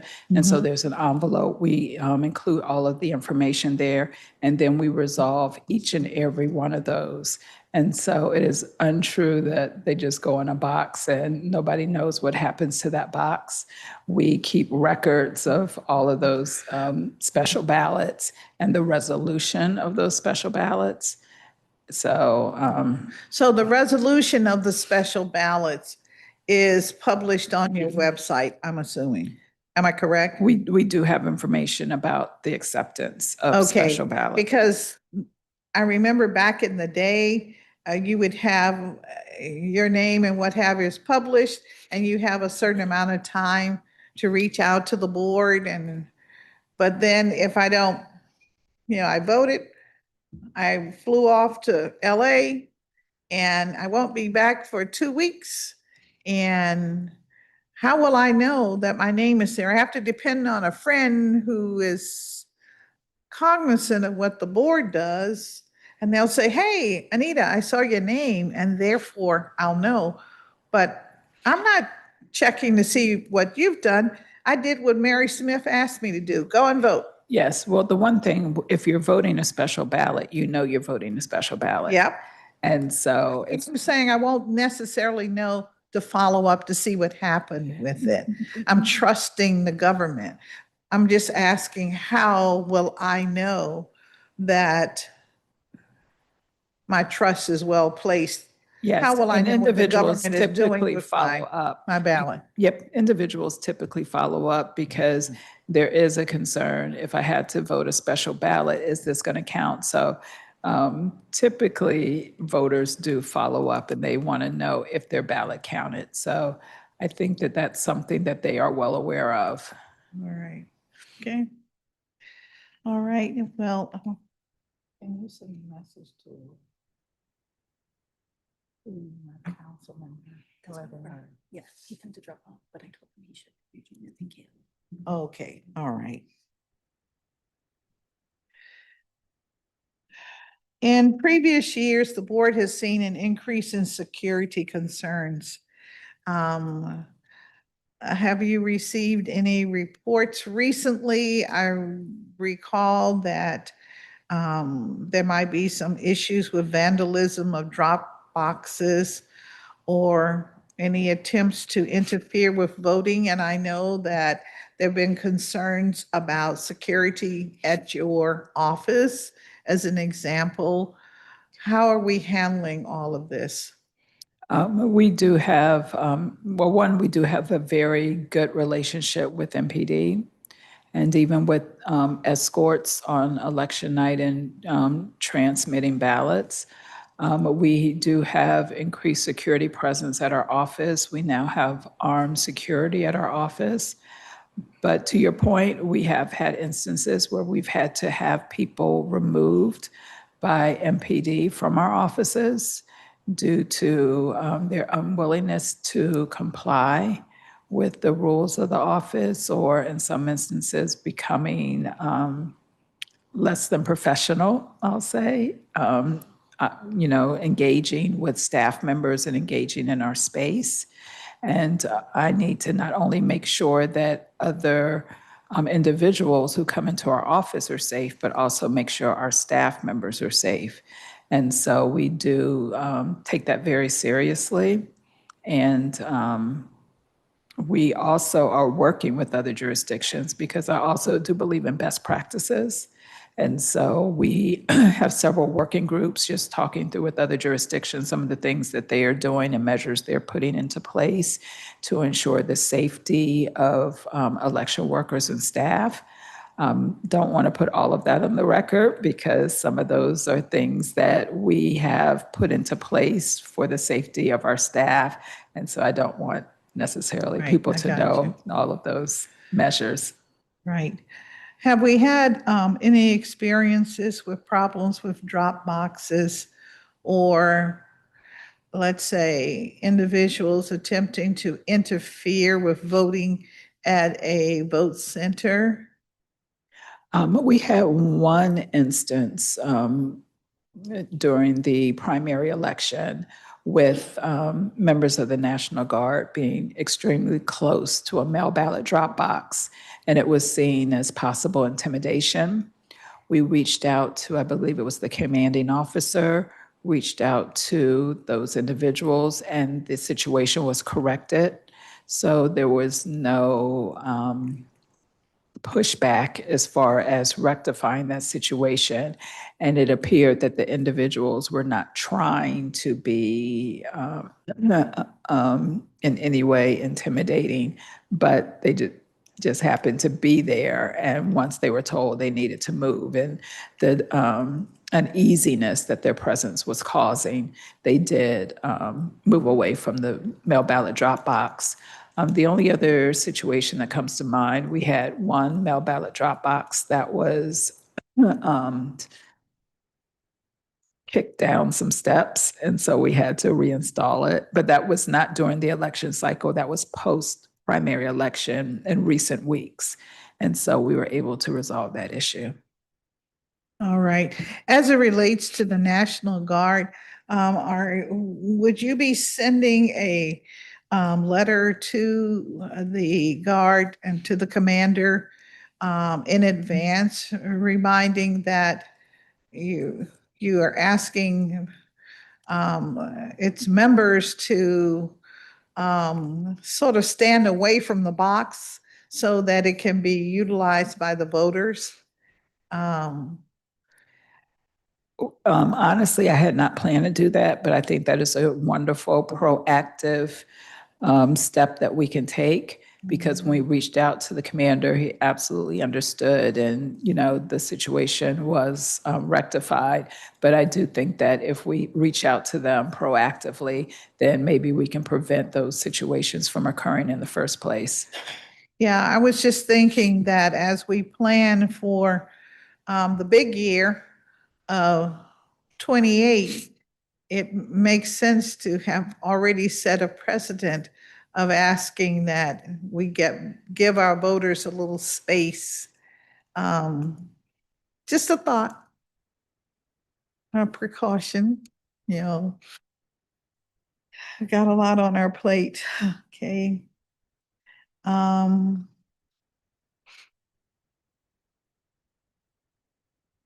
on the election observers, those are observers identified by candidate or by party or both. Um, you know, those get the little card. Okay. Yes. By both. Candidates can have yes. observers and the party can have observers. Okay. And does that also include how or can observers watch the tabulation at headquarters?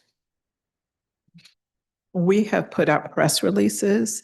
And so for tabulation, our mail ballot processing center, individuals, members of the public can observe that. We just ask that they reach out to us so that we can schedule. One of the reasons we're constantly processing ballots, and we're processing them a lot of times based on when we're getting deliveries from the US Postal Service.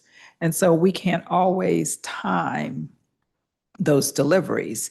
And so when individuals call us and say, we're interested in observing your process, we can tell them based on deliveries, what would be times when they can see the operation. And so a lot of people say, hey, I just want to come. I don't want to make an appointment. And you can absolutely come. But then we've had that happen and people complain, well, I'm not seeing anything.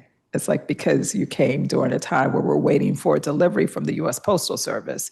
And so in our press release, we do ask individuals to call our office, and then we can just properly guide them during times when they can actually see more activity.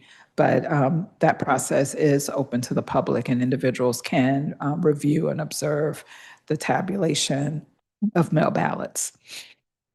Is the tabulation ongoing?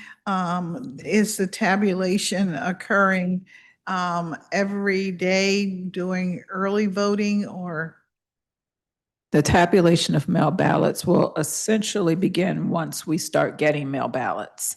And so we'll send them out in end of September. Our mail ballot drop boxes open up October 9th. And so usually within a week of our mail ballot drop boxes opening, we'll begin the processing of the mail ballots.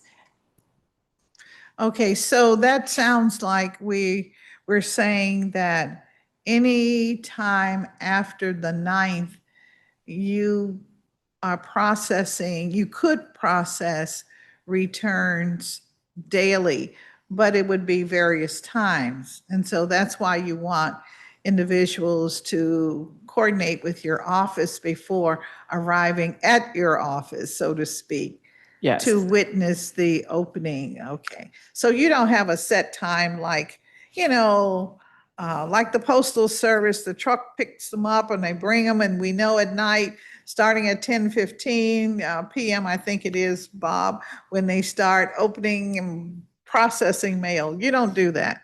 No, it is No. hard for us to know when Okay. we're going to get things, especially when part of that process is out of our control. So we can't control USPS. So Well, no, but I mean, you know, you pick up the mail from the drop boxes Yes. each, I guess, every day or every 2 days, every 3 Yeah, days? typically every day. One of the problems when we first start getting mail ballots, they tend to trickle in.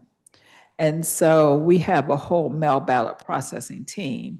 And so if you call, we wait until we get a good number of mail ballots before we start processing, because if you have one tray of mail ballots, we're going to process that in about 15 minutes. And so it's not going to take a long time to do that. But because we know of the interest of those who really want to see us walk through the process, we usually start once we get a good number, and then we can determine what the cadence is of how many we begin to get. And of course, the closer we get to Election Day, then activity becomes much more robust, and we're able to invite people down more times.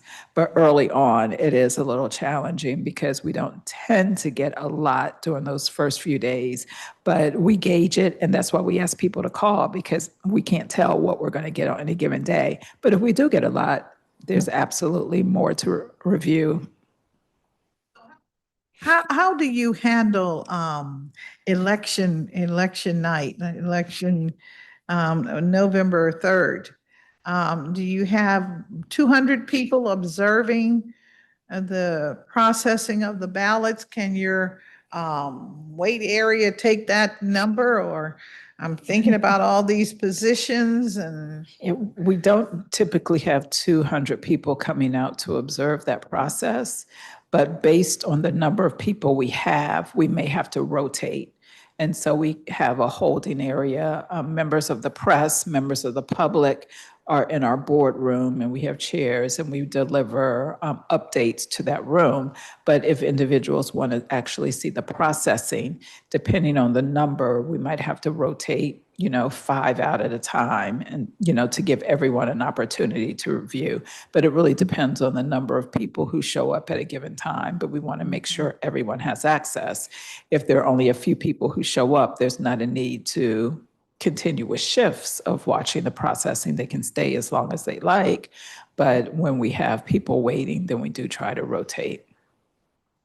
okay, well, just know that that may be an issue, an area that people are concerned with. And I'm assuming that for the general election, the board will do what it did for the primary, and that is only the first round ballot markings will be announced on the evening of the 3rd of November. Am I correct? That is correct. Okay. And the finale, that is, all of the ballots must be in within 10 days of the election.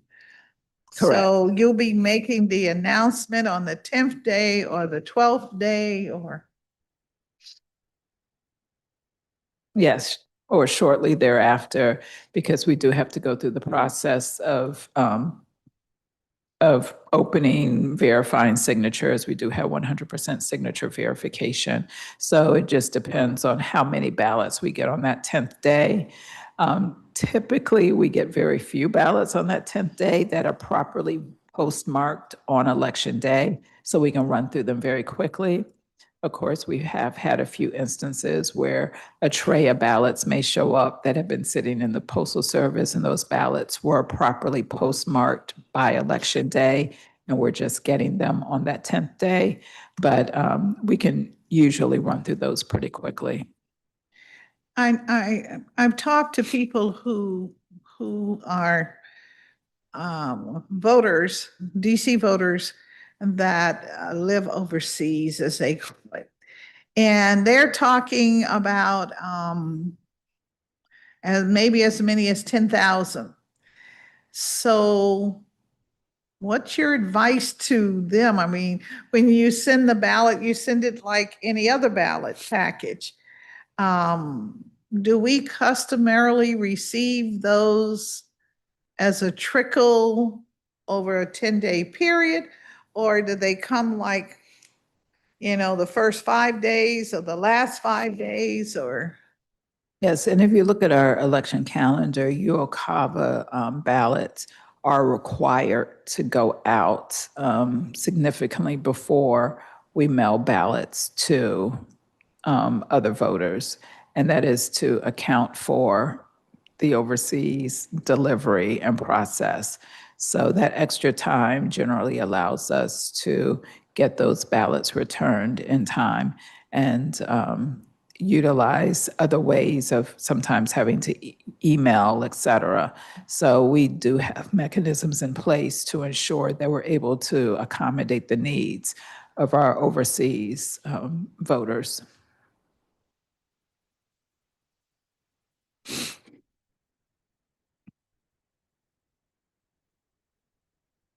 So can you tell me, first question was, what worked with ranked choice voting? And what were challenges so that we'll be prepared for them with the general election? I think as far as what worked, we had many fruitful partnerships with agencies and individuals in the District of Columbia. I think overall, people wanted ranked choice voting to work. We received a lot of requests for outreach events, a lot of requests to bring voting equipment to events, and a lot of different types of organizations. We typically partner with senior living facilities. We typically partner with the schools, but we found new partnerships with the Chamber of Commerce and, even more relationships than we usually enjoy with ANCs. So I think that people really wanted to help us in casting a wide net to meet a very diverse group of voters. And so I think that was one of the things that helped.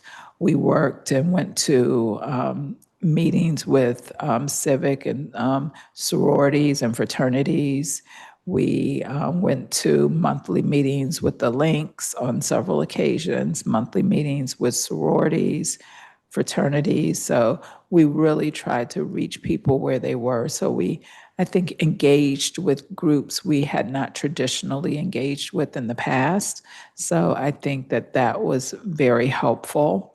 And one of the things we always try to share, ask your neighbor, and then when you ask your neighbor, are there other organizations they may belong to? I even went and abandoned my own church service on some Sundays to go to other churches to do a presentation after the service so that we could try to, not turn a request down.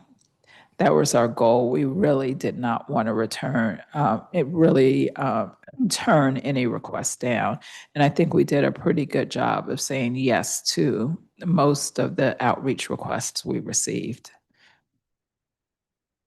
Thank you for that. Can we get a list of the actual locations, organizations that you worked with or presented to, including if there are any assisted living or group homes or shelters or hospitals, such as those that were mentioned by Mr. King?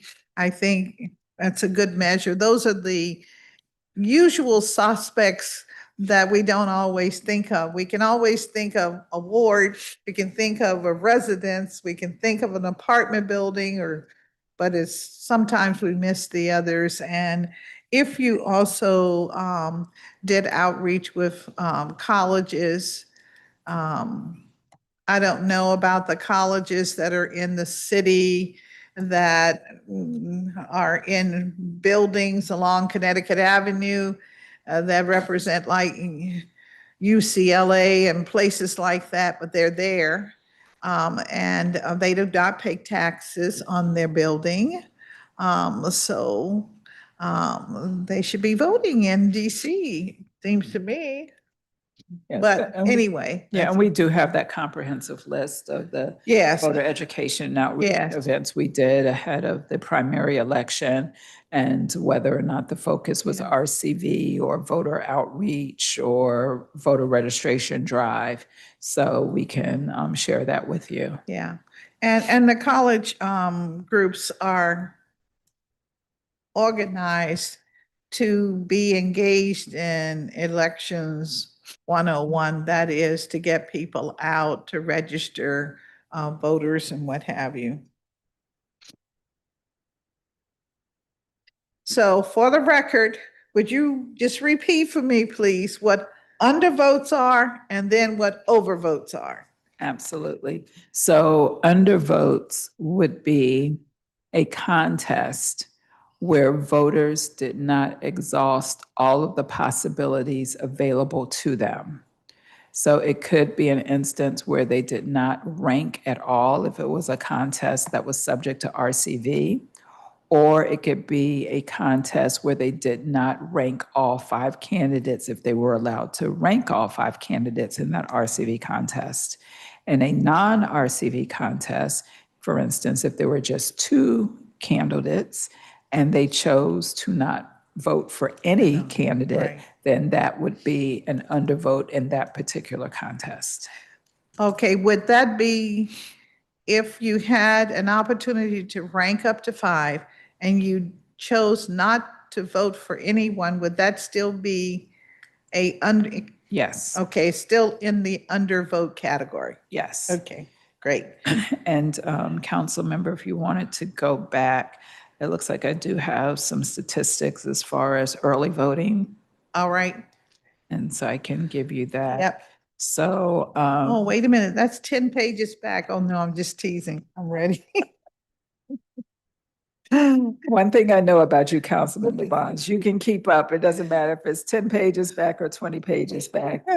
Listen, I Sure. tell my team every day, if we don't laugh about something, we're not I really believe- here I believe in anymore. a sense of humor, Okay. absolutely. So for early voting, we had 13,974 individuals participate in early voting. And the drop boxes. And then drop boxes, we had 63,259 ballots received through the drop boxes. And then ballots through US Postal Service, 35,817.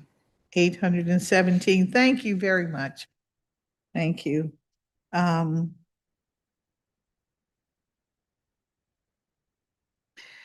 So in thinking about how you administered ranked choice voting, how many people use the voter lab to learn about? Do you keep that kind of statistical info? We did not keep the stats on the number of people who used the voting lab, but just on my observation, it was not widely used. We kept making pleas and offering the opportunity for people to see the lab. But I think for the most part, people were interested in understanding ranked choice voting conceptually. And so once they understood it conceptually, they didn't feel like they needed practice on the touchscreen machine itself. Okay. Is there any information that you collect about how ranked choice voting is used? I know we just talked about undervote and overvote, but is there anything else that you all may have collected? Did you find that more voters like the the machine versus the paper, or were more people wanting the paper because they could see all names at one time? Since I understand the machines, you could only see 3 names, and then you had to push a button to go to the next screen. Yes. I obviously use my mail-in ballot, so I didn't get to do it this time that way in the machine, but that was a concern. A number of people said, I only saw three. I only saw three, and I know there's 7 candidates. Yes, and in those instances, if they were using the touch screen and only showed Yeah. 3, they would have to go through a number of times on the touch screen. One of the things that we really wanted to communicate for individual voters who really wanted to vote in person, they still receive that mail ballot in the mail. And so just to expedite the voting process, we really wanted people to use that mail ballot as a guide. So that way, when you walk into that vote center to vote in person, if you've already gone through and used that mail ballot as a guide, then you know how you're going to rank candidates. That means you've already done the research and you've kind of figured out what your ballot is going to look like based on the mail ballot you use as your guide.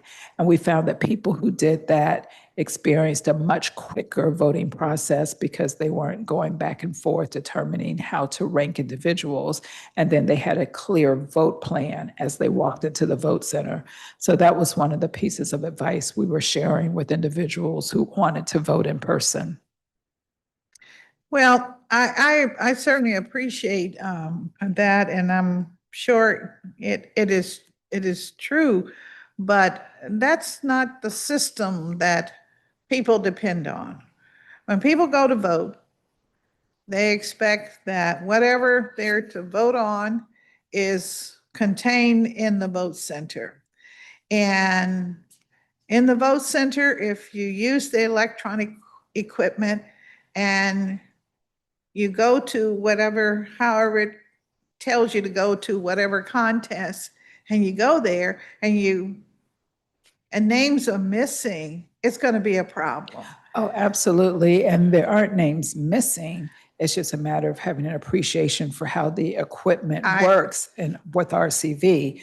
But coming with your vote plan, then you're not at the vote center making the determination, how am I ranking candidates? And so that does allow the process to move more expeditiously. So you're telling me that if I want to vote in the District of Columbia and I'm new, or I'm old, or I'm an infrequent voter, whatever you mail to me, I better have that with me if I want to be accurate. That's what you're really saying when you say, I need to have my mail ballot in order for me to vote the way I want to vote. No, I'm not saying that you need that If I'm for it to going to be use your accurate. electronic equipment. No, the electronic equipment will absolutely allow you to vote for the candidates you want to vote for, whether or not you have that paper ballot with you. But one of the problems we saw that was causing some of the delays, people had not done the research. And when you have a number of candidates and you're trying to rank them, you're not sure how you're ranking. So it caused some delays for individuals who wanted to use the touchscreen machines to rank candidates when you have multiple candidates. So there's nothing wrong with not bringing that mail ballot, but it did help to expedite the process because you've made a determination how you're going to vote before you step up to that piece of equipment. But when you see 14 candidates and you haven't given it thought before you walk into that vote center, it's going to take you a little bit longer to vote because you're trying to figure out what your 1 through 5 is. So we were just trying to communicate, if you do some of that homework before you enter a vote center, it can absolutely expedite the process.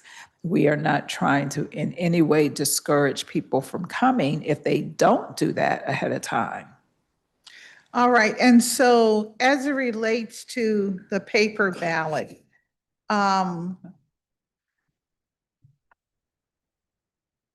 were the paper ballots used more frequently than the electronic equipment or vice versa? That I'm not sure of. The paper versus electronic, but I can get that to you as well. I think that would be very helpful.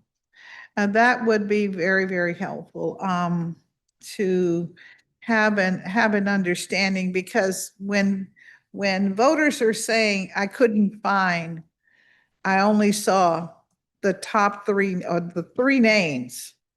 I'm assuming it's whatever was in position 1, 2, or 3. And so-and-so wasn't on my ballot, I'm like, yes, they were on your ballot, Yes. but, I mean, I kind of know the answer, but, I'm not there in the voting room with and to say, okay, you got to bring this, I'm not sure that shows that our system really accommodates the needs. That's what I'm concerned with. That's all. All right. Uh-oh, we're getting to the end. Oh, my goodness. So is the board planning to do additional outreach around ranked choice voting? Absolutely. For the, okay. General- Yes. So would it be as intense as, I think you said, 200 plus data points? Would it be that intense, or is it more responding to organizations that say, we'd like you to come and talk to us? Or do you have a regular circuit that you do? Yes, we're working on the cadence of events now. My guess is that we will not have quite as many events as we had ahead of the primary, because we were really introducing it for the first time to more people. Now we've had individuals who've had an opportunity to experience it. Typically, independent voters or non-party affiliated voters don't vote in the primary. Of course, during this election cycle ahead of the primary, they were able to vote because they voted in the special election. And so that special election had 3 candidates, so they did have an opportunity to experience ranked choice voting. So for those who voted in the primary, they have seen it and experienced it. But we absolutely still see it as our paramount responsibility to engage in robust voter education outreach, maybe not to the extent that we did, particularly because with the number of events we did, and if you look at the number we did in May, that was really requiring 3 events a day with a very small staff. And we were doing events in the morning, evening, on weekends. And honestly, I think my staff began to experience a level of burnout because they weren't having a lot of downtime. And we really were trying not to say no to a number of events. So I'm thinking we won't do quite as many, but we really need to think about scaling and scheduling those events in a way that we can cast a wide net. All right, will you also do a voter guide? And if so, may I please request, if you do it, please make the type larger font. I mean, honestly, it was a waste of money what was printed on the newsprint. Absolutely. I mean, no one could read it. It was just too tiny. And it wasn't a replication of the actual paper ballot that you received in the mail. And Yeah, and to I your just think- point, I don't think it was the voter guide where the font was too small. I think you're referring to the ballots in the voter. no, I'm talking about the voter guide on newsprint, on that brown newsprint paper. Mhm. People, I mean, it's just, they said it's, Okay. Because the complaints that we got, and so maybe I didn't get all of the complaints, were about the ballots themselves and It not may about be. the voter guide. They said Yeah. the voter guide was legible and readable, but the complaints I received were about the ballots in the voter Yeah. guide. we received, and So- we had stacks of them that folk Okay. literally dumped because they couldn't read it. Mhm. So No, I'm well, just absolutely. suggesting, Yeah, I'll absolutely Yeah. consider that because we Please. want our material to be useful. yes, Of course, we do have certain constraints with, our vendors and what they're able to provide and what they're able to produce, but we can well, absolutely. we may need a different printer then. Yeah. Because really it is of no use to many. Understood. And Please. just keeping in mind that, we're not always in control of the vendors we get because we have to go through the procurement process. But they But, have to deliver what you. Oh, ask absolutely, for. but We can do something about that. appreciate If a that. vendor cannot deliver, we should not use them. Understood. The biggie, which we haven't really drilled down on, is how will the at-large race be managed in the general election when Yes. each voter is indicating two choices because they have two votes. So traditionally, in that at-large council race, as you mentioned, voters can vote for two individuals, up to two individuals. Some have always chosen to vote for one, and that's their right to do so, but can vote for up to two individuals. With the way things are structured at this moment, individuals will rank candidates in that at-large contest. They And- will or they must. Well, I'd say they will because there's no must in ranking, so you could still just select one. So, but you're ranking, you're not selecting two. So I think earlier you once asked the question, can I vote for my two candidates? And you're ranking, so you have to select someone number one, someone number two, up to number five. So you will not have two active votes in that contest at a given time, where in prior elections, where you vote for two, you vote for two, and those are the two votes you cast in that election. So you are telling me it is mandatory that when I go in, that I vote for one, and then I have to vote for a second, as opposed to there being two names that I can choose from. That is correct, but you don't have to vote for a second.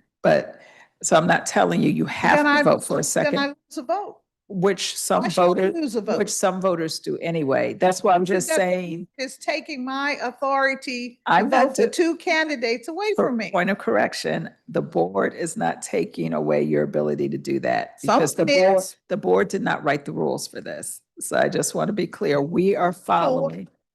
Now, that wasn't in the equation. That is the That- information that- we were given. It was never in the equation. When people signed the petition for ranked choice voting and semi-automatic primary, it was never, ever mentioned that you will reach this point with your at-large candidate. So they lied to us, I'm not going Okay. to say that. and the board accepted it. All I'm saying is we were given legislation to follow about how to administer that contest. And I think the public needs to know what has And happened to them. I don't disagree with anything you're saying. I am saying and explaining our role in the process. We did not make a determination at Board of Elections that you would not have two votes in this particular contest. We were given legislation, as I have always said, we do not introduce legislation and we do not opine on legislation. We implement legislation we're given. And that is how it was given to us about how we would administer that contest. Nobody asked us ahead of time, do you think this is fair? Do you think this is right? what is the impact this is going to have on your processes. And that is one of the issues with a lot of decisions. We receive a lot of the acts. Earlier this afternoon, we listed all of the pieces of legislation we were required to implement. And a lot of these things are put forward without prior input as far as the mechanics from Board of Yes, Elections. the voters in DC, the residents are being treated as if they're stupid. And that's a real issue. Yeah, I'm not going to speak to that. I can only speak to our processes and how things are given to us.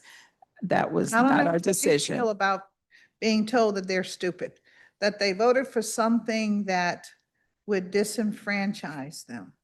And the one thing I will say, I think the information that was put out ahead of that vote could have been more transparent, but we did not put out that information. I know. I know. I know.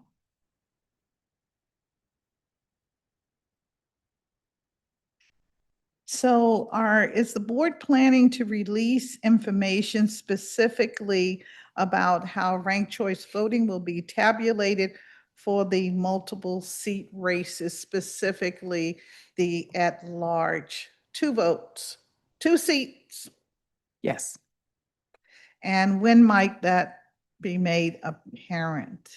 Well, one of the things we heard before the council went out on recess, that there are still some ideas that need to be discussed when the council comes back. When I listened to the breakfast meeting, they said they still wanted to explore some things. So we are waiting for additional guidance. If there's going to be something else coming out from the council, I don't know if that's the case, but we will absolutely educate based on whatever plan and whatever decision is in place as we move forward.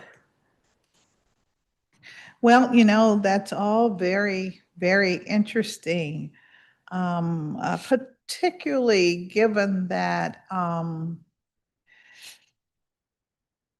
we have a law that you're trying to implement.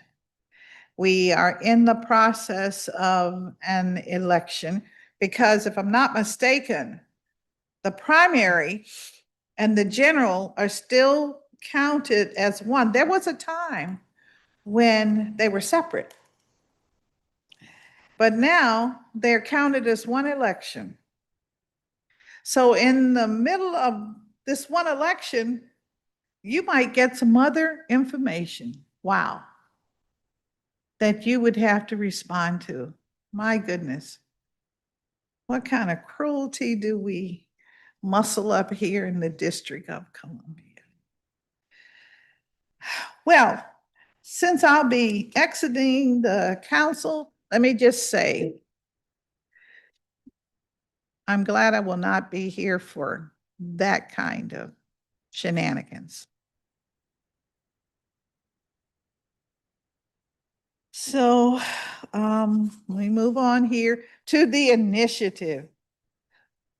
I think you have a new initiative that you're going to have on the ballot in the general election. And I think if we do initiatives, as most jurisdictions across the country do, doing it for a citywide or a general election is the time when all of the voters have an opportunity to participate. But I think somewhere within the confines of describing what the board must do, we say that special elections and maybe even primary, you can have an initiative.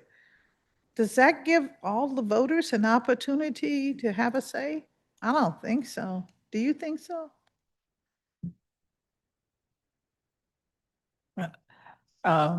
I don't know that I have an opinion that I would like to put on the record regarding that response. I know, no challenge to the laws of the land. I got it. It's okay. I think it should be challenged. I think it's silly to say that a small group of individuals can make a determination that affects the whole jurisdiction.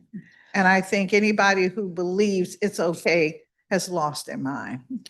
The one thing I will say, Councilmember Bonds, I welcome the opportunity to look at the entire process because there are some things that are not workable, particularly for our office and some of the time limits that have been in place for the work that we're required to do in very short periods of time.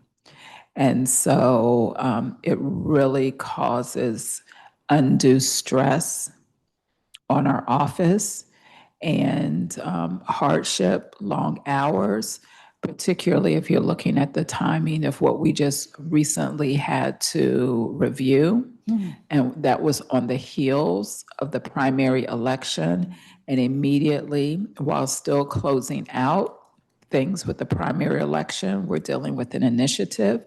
And so the timing of some of these things and being properly staffed to meet the deadlines that we're required to meet. I think there are some things that we would love the opportunity to discuss and maybe look at some refinements so that it benefits all. But we definitely welcome the opportunity for conversations about possible administrative modifications. I really appreciate that because as we were looking at the FAIR initiative proposal, it seems like it's not enough time for public comment. But more importantly, there's no time for a public hearing. Usually, when you implement or you're trying to put in place a bill, you have public comment. But public comment in the form of, even if it is a long hearing, it is important that we at least hear from the public before you are put in a position as the board to figure out how you're going to get this, go through the rudiments of petitioning and checking signatures and all of that. Yes. And We then do it the other way now. We say, okay, you go through all of that and now it's bona fide and it goes on the ballot. And then we say, oh, well, now we have to implement it. yes. But that's a very unusual way of making law. Yes, and as we sit down with the conversation, just keeping in mind that some changes will require looking at the charter. Exactly. So, Well, I think the current administration has spoken about, charter. What's that? So I just think we have to be cognizant of how do we fix our system so our system, the District of Columbia, its government and its approach to elections so that it works for, all of the people, so that we have the transparency that we need, so that we have the opportunity for people to really comment, much more so. There's always the pro and con. It's not just one size fits all. So I know that the Office of Planning does the statistical analysis, meaning that the board does not check every signature on a petition. So how does this process work so that the public understands that if you get 50,000 signatures, you're not having to review all 50,000, or do you? well, we do have to count all 50,000 and then we go through and we do a verification. And so I think the number of signatures that we counted when the petition, the most recent petition came to us, it was 46,200. And then we were able to determine registrant validity within 30 days for about 31,726. And so then there is a sampling of the signatures, and we have to ensure that we're able to validate within a certain percentage of accuracy across the wards. So we have a whole petition verification process that's lined out, where first we look at the circulator and ensure they're a resident District of Columbia, or if they're not a resident, that they've registered. Then the name and address of each petition signer. We have to check it against our registration database, the totals of verified residents. And then once we determine they're verified residents, we look at the number to determine if the minimum signature requirement is met.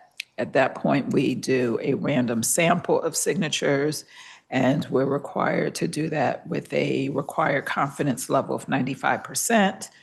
And if the statistical determination is within the 95%, based on the random sample, the recommendation, I mean, if it can't be determined based on a random sample, then we might do a larger sample so that we can make that determination of confidence.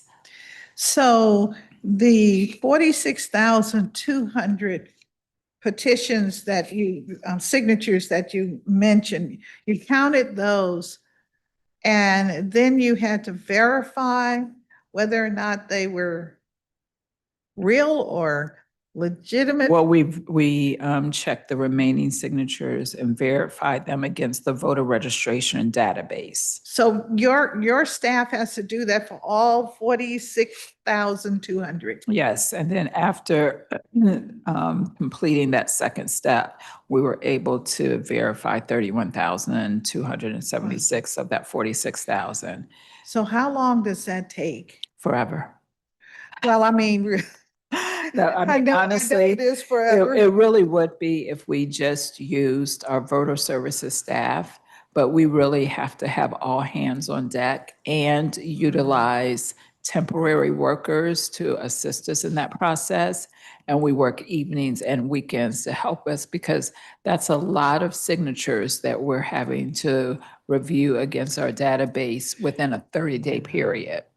And Plus, get you the have to have a statistical. budget to do the temporary hiring, and so you have to have some, it would be useful if you had a schedule. Some states, they do an initiative every 2 years, or the initiatives can get on the ballot every 2 years. With us, it seems to be that, come say, come sa. So, but we also have to come up with the resources for that, What if your workers decide, I'm not going to do this for $20 an hour or whatever the rate is. You all are burning me out. No, $50. That would really shoot through your budget, wouldn't it? Oh, absolutely. Mhm. And I can honestly say our office is experiencing burnout right now. Because if you look at the number of voter education and outreach events we're required to do to implement ranked choice voting, if you look at us trying to resolve the primary election and deal with petitions and deal with initiative measures it's a lot of things we're juggling at one time. And when you have 66 FTEs responsible for everything from voter services, data services, restore the vote, IT, election worker division, starting election worker training, doing the election worker manual ahead of the general election, voter education and outreach. We have a lot of different things we're trying to do simultaneously, and it is a challenge. And we really are experiencing burnout. I appreciate that, and I'm looking forward to having an opportunity to talk with you further about some of the administrative changes that you need. And let's see if we can't get that done. I think if we can get them done in time for the general election, it would be good, but certainly we can get them, I believe, through the system so that as you have 2027, your special, you've got a number of those that are coming up. And then, of course, the biggie, 2028, which, by the way, what is the timeline for the parties, the national parties to provide their plan of action during the presidential year? I know there is such. Yes, we haven't done the FY 2028 election calendar yet, Okay. but that will be publicized well ahead Right. of us entering that. So election would that cycle. be starting January 2028, or would it be January starting in 2020. 27? The calendar would be available in 2027.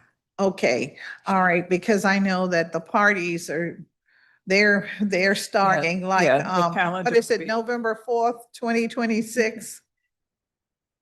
Third, I believe. No, I'm just saying the national. Oh, as parties soon are as, yes, starting. yeah, they'll And- start the and day so, after, you know, absolutely. As they put together their primary calendar, there's some voting as soon as January of 2027. Yes, So I just want us to be ready. Like I said, I won't be here, but I'll be watching how I believe. yes, You and know, how which is it's another done. thing that we're also monitoring. You know, one, as you know, we never know when someone's going to propose an initiative measure, but then, you know, we have the potential of multiple special elections coming up, and then implementing semi-open primaries in 2028. And so it's really hard when you're dealing with a number of different things and Right. staff members are assigned. We are doing work on a daily basis. Yeah. And then when you get additional responsibilities, it really is hard to keep up, which is one of the reasons we're having to work overtime, long hours, weekends, and then use a lot of temporary staff just to complete some of the core missions of the agency. Okay. All right. Well, I really think this administrative meeting is critical. And maybe you needed to be tired, drained like this so that we begin to really focus on the elections process in the city, which, you know, it's been like, oh, it's a little agency over here. They do what they're supposed to do. We don't need to be concerned. But we're seeing that the agency is being used to other purposes that really impact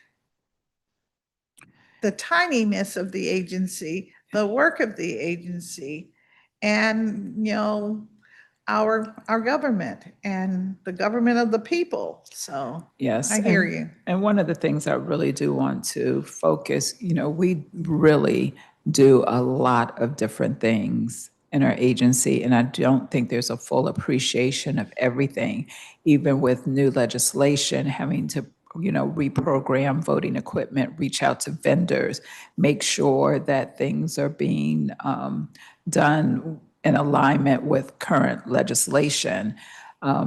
Initiatives that are coming up, and then requests from the public. You know, the public is often saying, I pay your tax dollars, you need to do this. But there's also not always an appreciation about what is within our purview. Because there are a lot of things we are not tasked to do. And so, you know, they say, you need to do this, you need to do that. And there are some things, I mean, there is a clear process, even when it comes to petition signatures. It is not our role to go through petition signatures and determine the validity of that. That's why you have a challenge process. So a lot of these processes are specifically lined out as far as who does what. But when there's not appreciation, people often tell us, well, you need to do this, you need to do this. My taxpayer dollars are paying you to do this, where that's not always the case, because we need to make sure we're doing what has been given to us as far as our duties and responsibilities, so we're not overstepping. because then that gets us in trouble when we're doing things outside of the responsibilities of Board of Elections. And so when you look at the way the process has been structured, it's very clear about who has the responsibility for doing certain things. And even when it comes to list maintenance and moving people off of the voter rolls, again, that process is very specifically given to us and the steps that we have to do before we can move someone to an inactive status and remove them from the voter rolls. And so we need to make sure we are adhering to laws and adhering to the processes and procedures that we've been given and not act solely because someone thinks we should do something. And sometimes those things are very time consuming because I spend a lot of time on the phone with voters and residents who really believe that we are not doing our jobs because we're not doing X, Y, and Z. And then when you explain to them what's within our umbrella of responsibility, they have a better appreciation. Sadly, I don't have the ability to talk to every resident in the District of Columbia to explain what really is within our roles and responsibilities. Yeah, it's a very intense operation that you must run. I hear you loud and clear. Well, I'm looking forward again to this opportunity to talk about the administrative needs. It just seems to me, maybe you're at a point where we said that the Board of Education reached, where the Board of Education was no longer independent. It became a part of the executive. Maybe that's something, because I think it's most states have their elections process is a part and reports to the quote unquote governor. And we've got you sort of hanging out there trying to figure it out. And, you know, I think we should explore all of that. I think it would be healthy, the same as I'm hoping that, this government will look at increasing the number of council members that we have. Because when it began many moons ago under the so-called charter, we had a tiny amount of money in comparison to what we have today. More than 20 billion is a sizable amount, larger than some states on an annual basis. And having a body of 13 is a tiny number of people. Maybe if we had a few more people, we would get more input from the public. So I'm doing that too. All that I can do while I can. Because it's time. It's time for us to grow up and grow to where we are.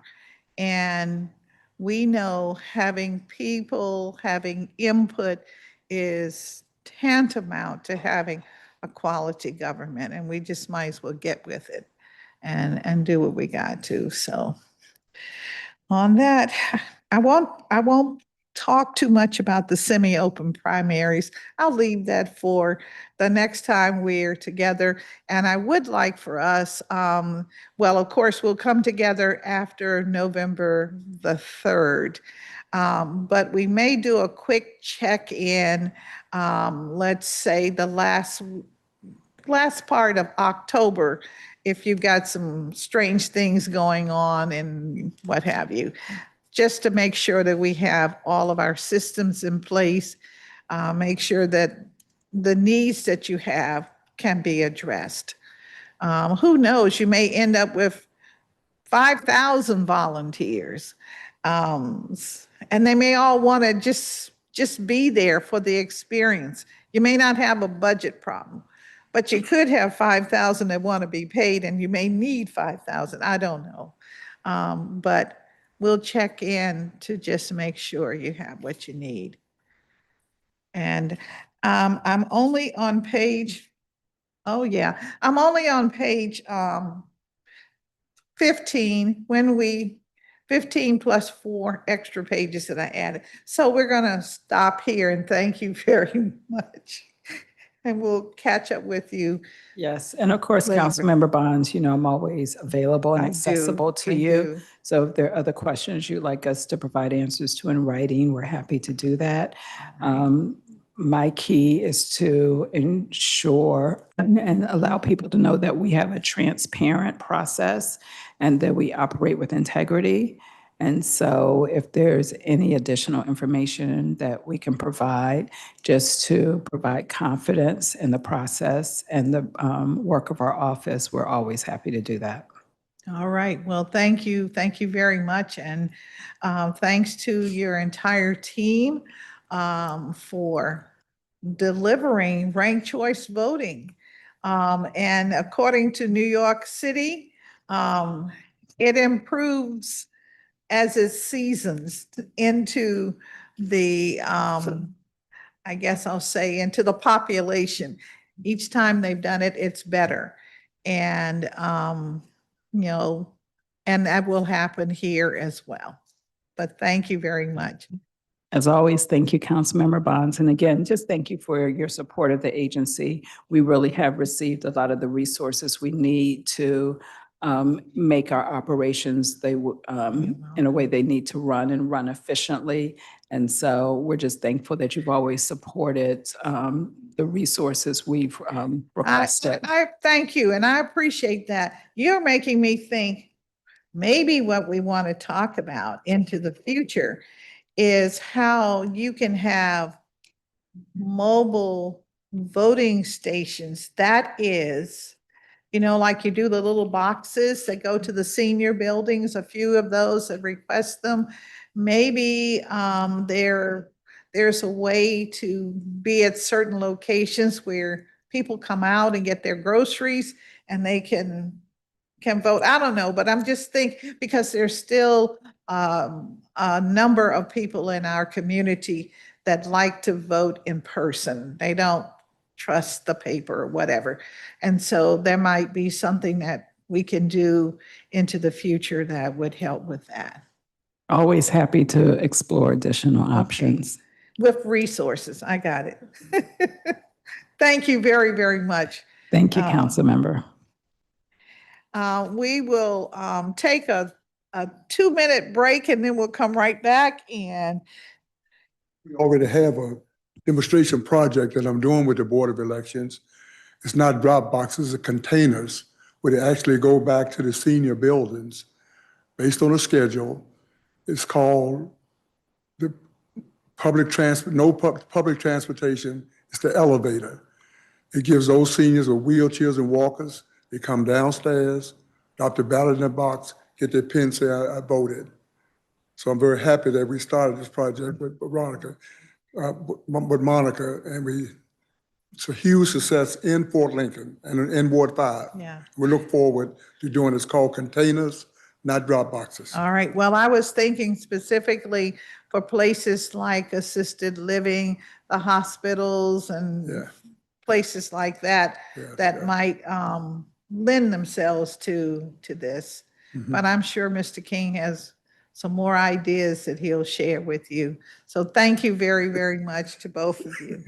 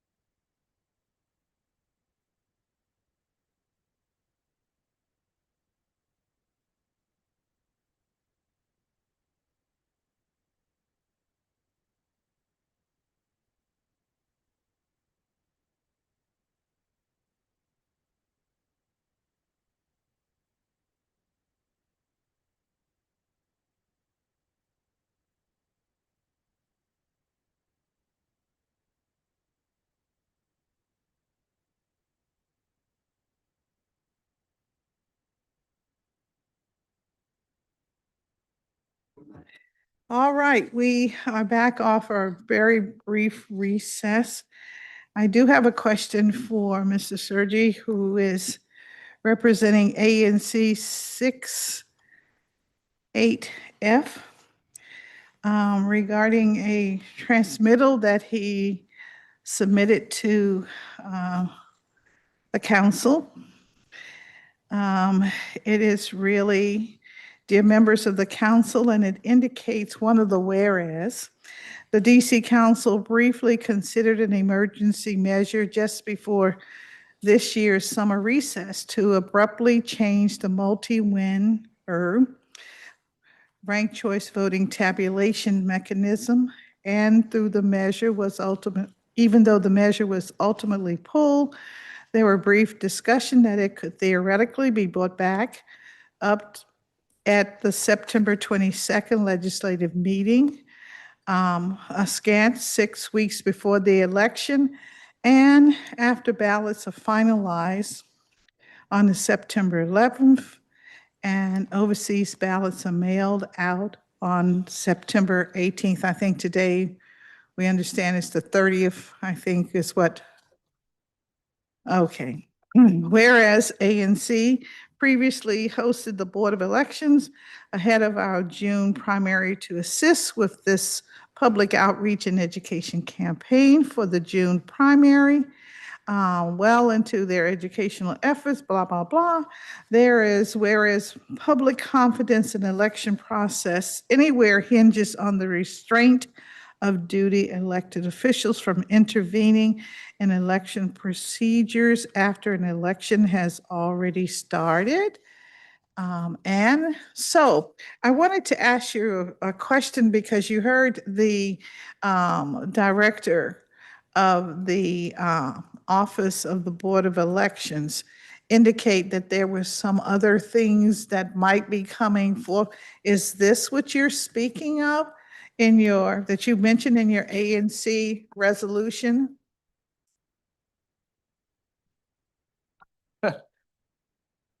Thank you. Sorry. All right. I don't think so. We transmitted that a few weeks ago. I'm glad that you received I it. just got it. Okay. My staffer just handed it to me. Yeah, I think we passed that at our July meeting and emailed it a couple of weeks later. But yeah, it's pretty basic. Don't change the rules of an election during the election. That was our purpose of the resolution. I don't think that's what Director Evans All was right. referring to. Okay, I just wanted to make sure, since she put on the record that there may be some things, I'm certainly not aware of any things, but I do know that there have been considerable discussion about the fact that some voters will feel that they are disenfranchised by not having, at-large candidate one rank all, and then at-large candidate two, since they get 2 votes. So I wondered if this was part of that. Yeah, so the purpose of the resolution was essentially to say, don't change the system on an emergency basis in the middle of the election before the November election. But I do hear what you're saying. I think the appropriate time to have those discussions would be in the new year, new council, new mayor. Sadly, you won't be with us anymore on the council. But it's a complicated issue when you start getting into Yeah, but multi-winner what's RC. going to happen in this election cycle? We will actually be, the law says we get 2 slots. And Where you're filling 2 seats. yeah, that's what I mean. Yeah. Yeah, you get two slots. And if the tabulation is insisting or saying that the tabulation is now saying you can't do bullet voting. I don't think You could our still do bullet voting. jurisdiction, I don't think our jurisdiction can say to the voter, when you get your ballot, you must do 2. It That's doesn't not what ranked say choice that. voting law says. That's where I am. I'm at the very beginning of this process. So if ranked choice voting says you may rank any of the candidates up to 5 for any one contest. But now we're saying you're going to have 2 contests. That's basically what we're saying, because it's 2 positions. So not And exactly. so, well, it is 2 positions. No, I'm Two- saying it's not 2 people. contests. It's 1 contest. It's 1 grid. It's 2 positions, though. Yeah, it's going to determine 2 winners based off of 1. And it's not one Grid. contest. And I understand people being concerned because it really is not one contest.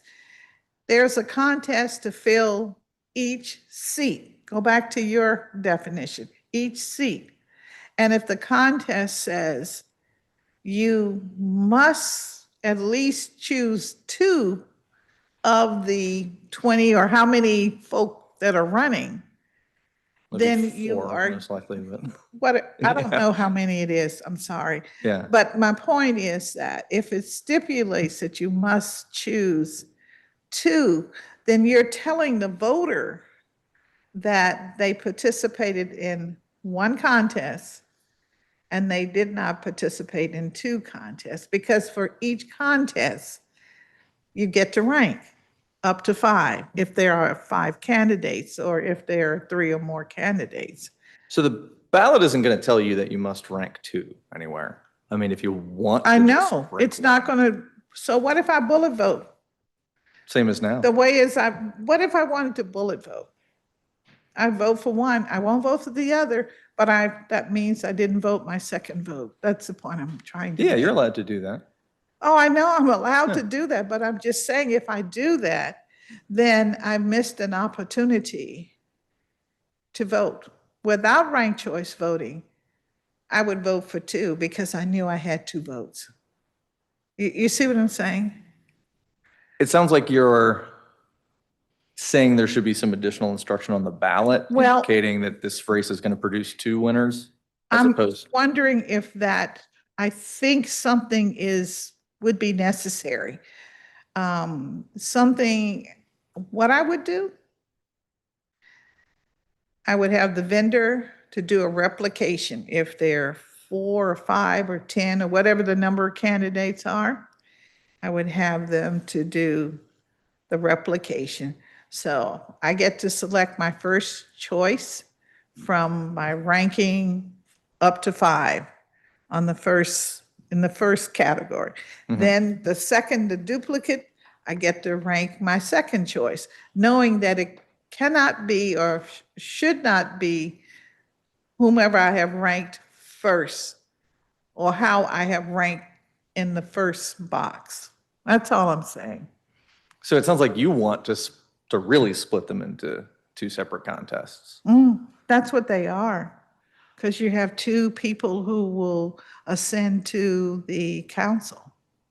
Yeah, I mean, the way the charter is written, it kind of makes you, we looked into this actually briefly. Elspeth, Pat, and I, at some point, we looked at the language of the charter and why you're electing 2 in one Look at context. the language of the charter. Yeah, but I mean, this exact question came up. I think you would need to change the word election to elections with the at-larges if you wanted to actually elect the 2 seats separately. I think we need to be common sense. How about that for a change?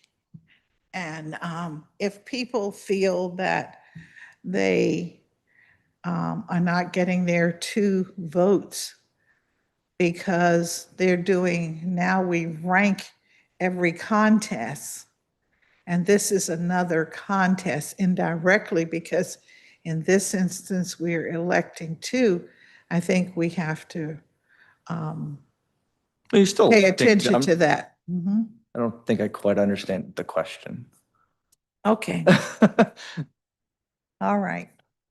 Well, I thank you very, very much. Sure. I mean, this is a topic I'm interested in. If you want to keep talking about it, you know where to find me.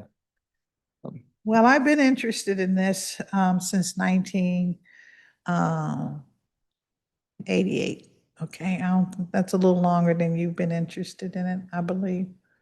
You Unit that don't are look in ranked like, choice vote? you don't or look not? like you've been here since and concerned with any matters in 1988. But I'm I just. was simply- alive. I was alive. in that Oh, sense. I know, I know, yeah. Since the time that the Board of Elections was on the ground floor here in the Wilson Building. Okay, over in the corner. On that side. That is before On my that time. side of that side of the building, yeah. But thank you. Yes, Thank for you sure. so very much. Yeah. So now your ANC has your information in the record. I'm glad you Okay, thank you, thank you. Well, we are moving right along, and I do not feel that we will keep the Office of Campaign Finance very long because they are only going to talk to us about money, I suppose, and the process, and how they may be running out of money. But anyway, let me swear in Ms. Montgomery and her team. So if you raise your right hand, and do you swear and affirm that any testimony and any statements that you make before us today to be complete and truthful? I do. Thank you. And Ms. Montgomery, if you'll introduce your team, so we'll know who is at the table with you. There you go. All right. Good afternoon, Chairperson Bonds and members of the Committee on Executive Administration and Labor. I'm Cecily Montgomery, Director of the Office of Campaign Finance.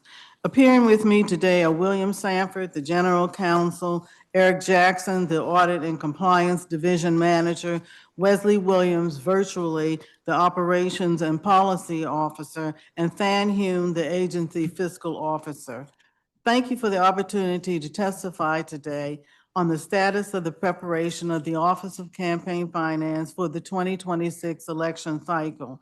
The Office of Campaign Finance administers and enforces the DC Campaign Finance Act as amended and the Fair Elections Amendment Act of 2018, which govern campaign operations, the public financing program, and the constituent services and statehood fund program. The agency is organized into three major divisions which operate under the direction of the Office of the Director: the Public Information and Records Management Division, the Audit and Compliance Division, and the Office of the General Counsel.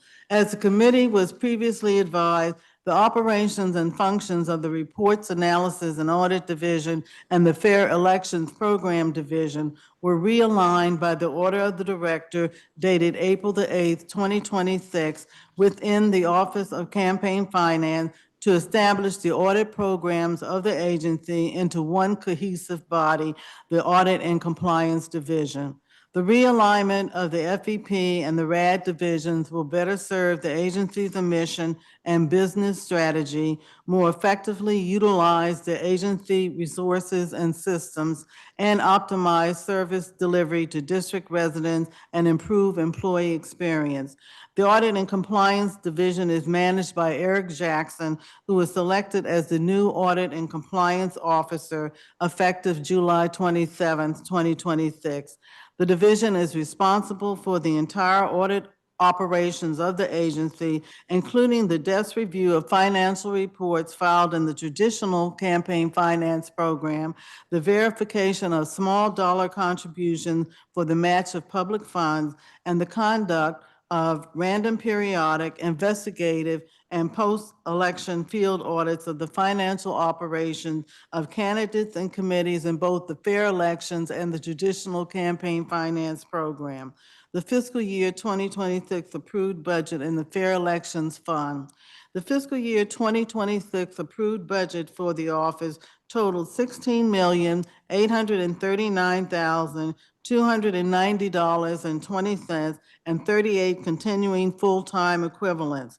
The budget allocated $12 million for the Fair Elections Fund, which sum was less than half of the total cost of $23,626,489 projected by the agency for the Fair Elections Program based on the activity which was anticipated in this fiscal year with the primary election, the debates, the number of filing deadlines with the potential for payouts, and the deadlines for qualification for certification for both the primary and the general elections falling within fiscal year 26.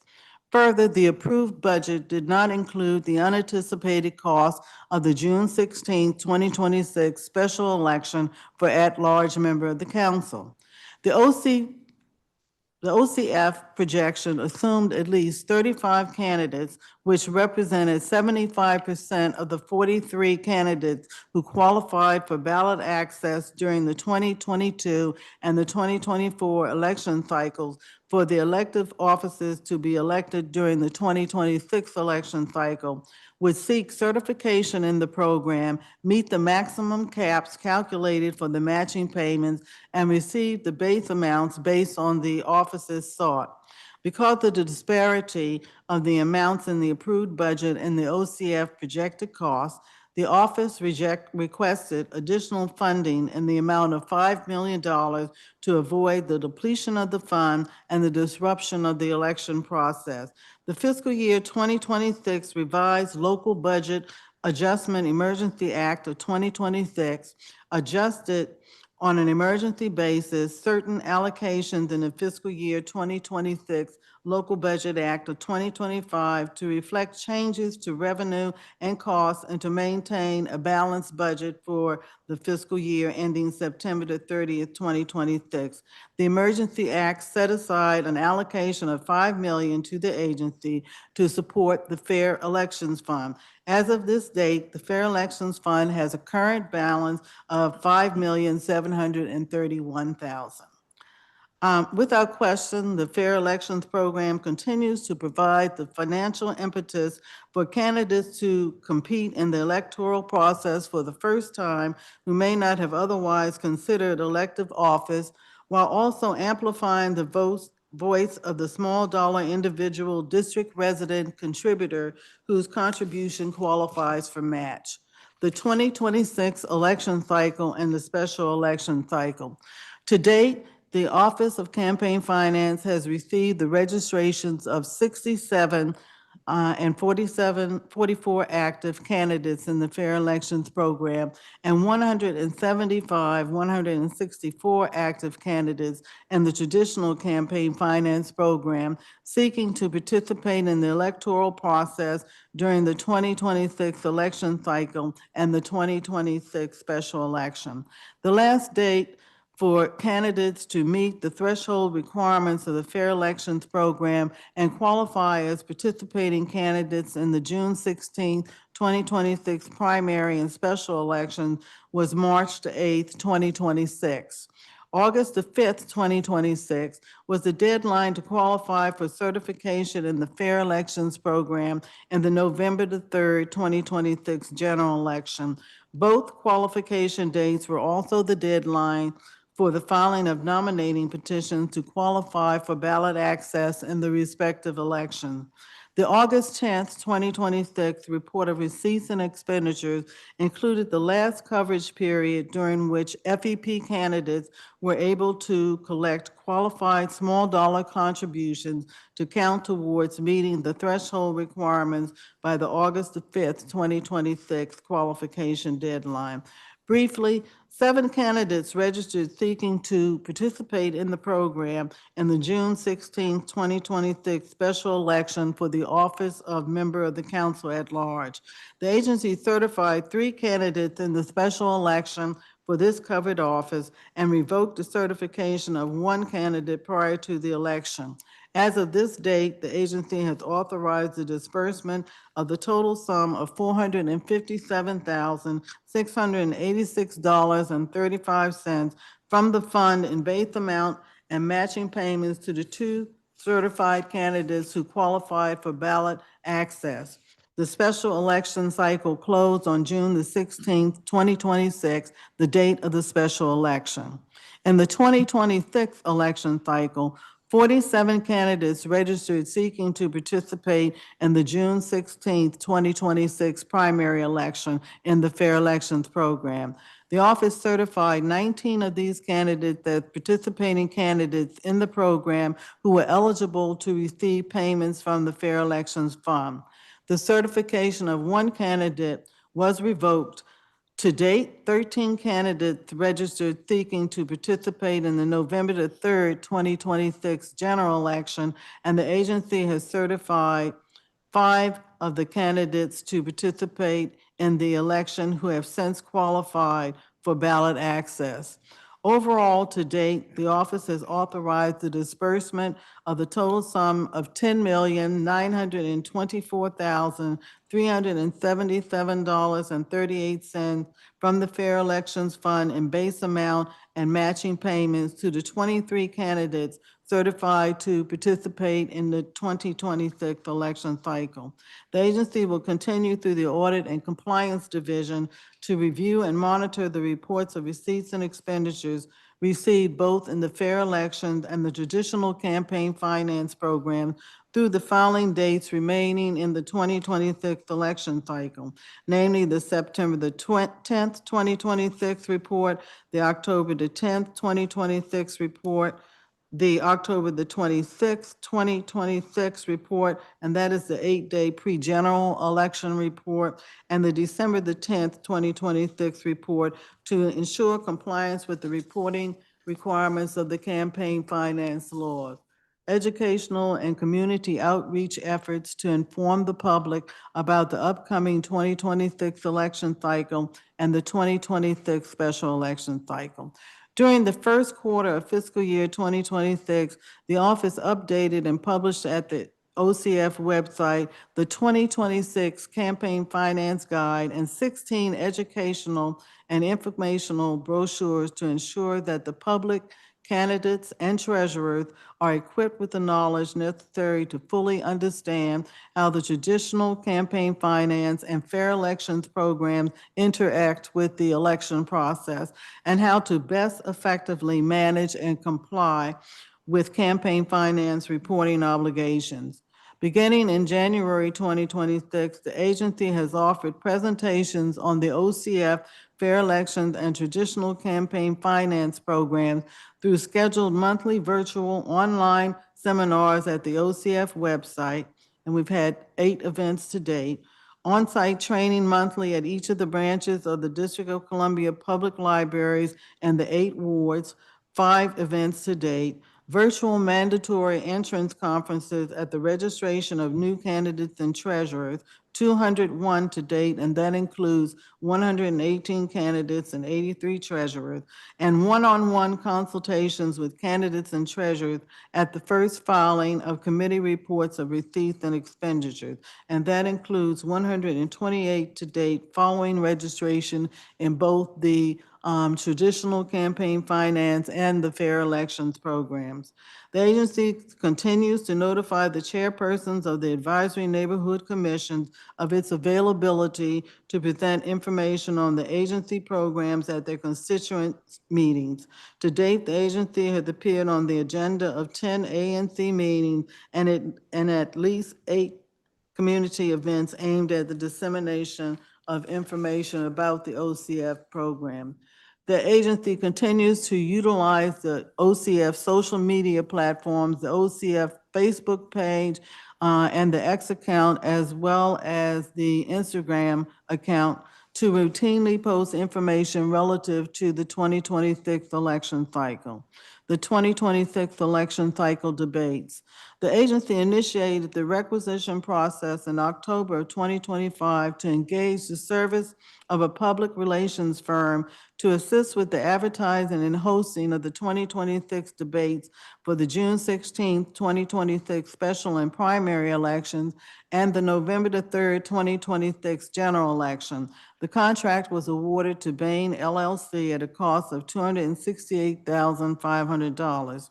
The Fair Elections Act directs the agency to organize, publicize, and conduct debates in any citywide contest scheduled for election where the elections involve more than one participating candidate or a candidate who has qualified for ballot access in the traditional campaign finance program and is willing to participate in a debate. The debates provide voters with the opportunity to hear directly from candidates on the issues that are most important to district residents. The office hosted the debates on April the 28th, the 29th, and 30th, 2026, and the contested citywide races in the June 16th, 2026 special election for the office of the at-large member of the council. There were 3 participants. And in the primary election for the offices of at-large member of the council, 9 participants, attorney general, 2 participants, and mayor of the District of Columbia, 7 participants. All candidates certified to participate in the Fair Elections Program and contested citywide elections were required to participate in the debates. Candidates registered for these offices in the Traditional Campaign Finance Program who qualified for ballot access were invited to participate. There were no certified FEP candidates in the citywide contest for the office of the chairman of the council.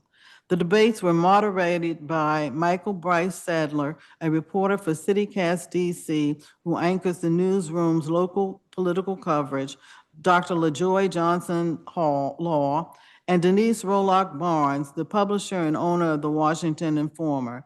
The debates were held virtually and streamed live online at the www.dcdebates.com website. The recordings of the debates will remain online at the website for viewing through the remainder of the calendar year. The agency is currently preparing to advertise and conduct the debates for the November the 3rd, 2026 general election. Tentatively, the debates will be scheduled in the contested citywide contest for the offices of mayor, attorney general, and at-large member of the council during the week of September the 21st, 2026, on Monday, September the 21st, and Tuesday, September the 22nd.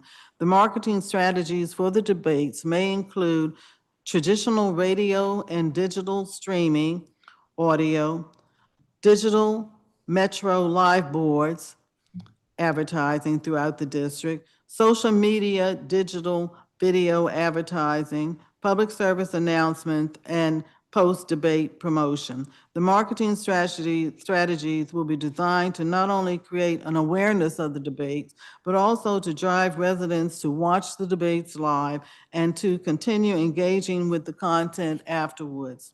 The 2026 election cycle voting center site visits. In each election year, the Office of Campaign Finance conducts site visits at voting centers across wards 1 through 8 in the district to help ensure the fair and consistent administration of the campaign finance rules. These visits support the enforcement of Chapter 30, Section 3018, identification of campaign literature, and Chapter 37, investigations and hearings of Title III of the DC Municipal Regulations. During these visits, the OCF staff evaluate key compliance areas and take proactive enforcement actions such as verifying campaign literature disclaimers, confirming proper placement of electioneering markers, addressing any improperly posted campaign materials, and documenting potential violations for follow-up review. Through these efforts, the OCF staff reinforce compliance, maintain transparency, and uphold the integrity of the election process. The Office of Campaign Finance conducts site visits using coordinated teams of managers and staff from all OCF divisions. These teams are assigned to one or more wards across the district and conduct visits throughout early voting and again on Election Day. The June 2026 primary election began early voting on Monday, June the 8th, 2026 through Saturday, June the 14th, 2026 across wards 1 through 8. On Thursday, June 11th, 2026, the OCF conducted site visits at 8 of the 25 early voting centers operating that day. On Election Day, Tuesday, June 16th, 2026, the OCF completed 51 site visits across the 75 vote centers established in wards 1 through 8. Overall, the OCF observers reported strong compliance across the board with campaign finance laws, noting the proper placement of disclaimers on campaign literature, the correct placement and clear visibility of electioneering markers 50 feet from each entrance, and the availability of curbside voting for seniors. The OCF observers also reported that campaign workers, volunteers noticeably and consistently adhered to the election marker boundaries. From October 26, 2026 through Sunday, November 2026, and on November 3rd, 2026, the date of the general election, the Office of the General Counsel will organize site visits to the early voting centers and to the vote centers operated by the board in each of the 8 wards on election day to provide guidance where necessary concerning the application of the campaign finance laws. The enforcement program. Since January 2026, the office has received 15 election cycle 2026 related complaints and resolved 12 of the complaints through the initiation of proactive measures and investigative action. More specifically, the Office of the General Counsel resolved 10 complaints before the June 16, 2026 primary and special elections, and 2 complaints following the June 2026 elections. 3 complaints remain outstanding.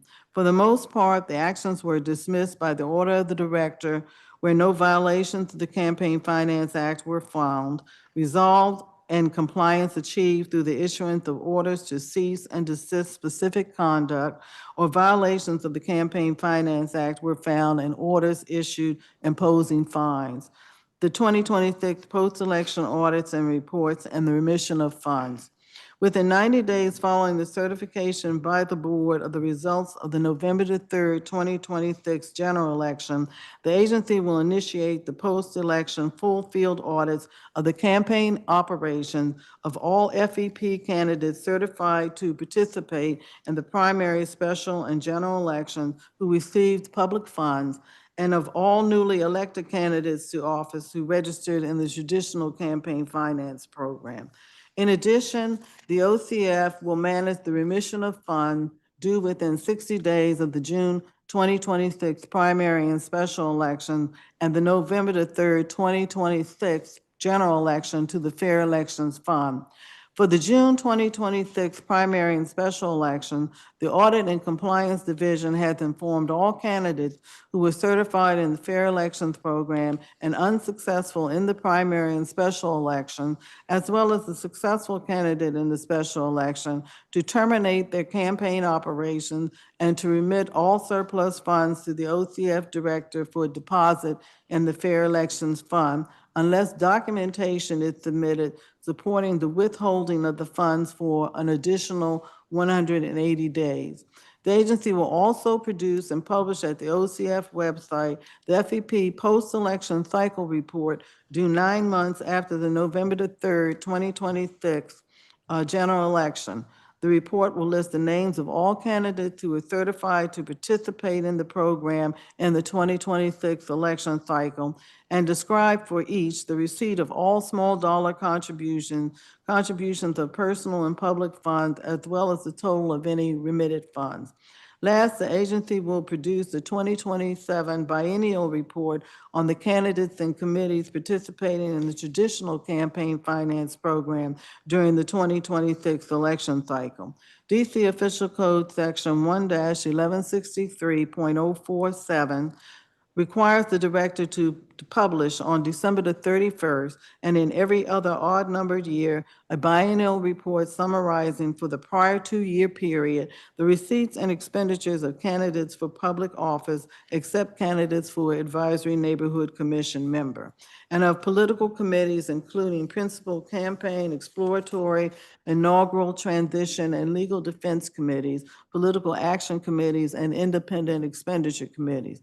The agency will present the December 31st, 2027 biennial report at the OCF website of the contributions and expenditures of the candidates and political committees registered in the Traditional Campaign Finance Program for the period from January 2025 through December 2026. This concludes my testimony. Well, thank you very, very much. I mean, it's a lot of testimony, and I appreciate it. it covered so many of the standard questions that we have. I think the public, if they were paying attention, and I hope that Okay. they were, they know how this process works. Since the fair election seems to be on the tip of everyone's tongue, they love this, and we know why. Mhm. Because it's like free money, as they say. Mhm. But for the free money, there are many reporting requirements. So thank you for sharing all of that with us. So Yeah. we have, I wanted to ask if, because we had an increase, a tremendous increase in the number of candidates during the primary, how did your office manage that? I mean, the volume of work, having been a participant myself as a Mhm. candidate in previous years, I know that there's a lot of work that must go into checking the reports to Mhm. make sure. In fact, I still have a young lady that lives in the city, but she insists on using her post office box. So I Yeah. never got credit for her contribution. Okay. And I tried to explain that we really needed an address, but she refused to do that. So Mhm. something like that, how do we clear that up? Or how do we help the public to, or is there something, a change in the law or the regulations so that a contribution like that can be counted?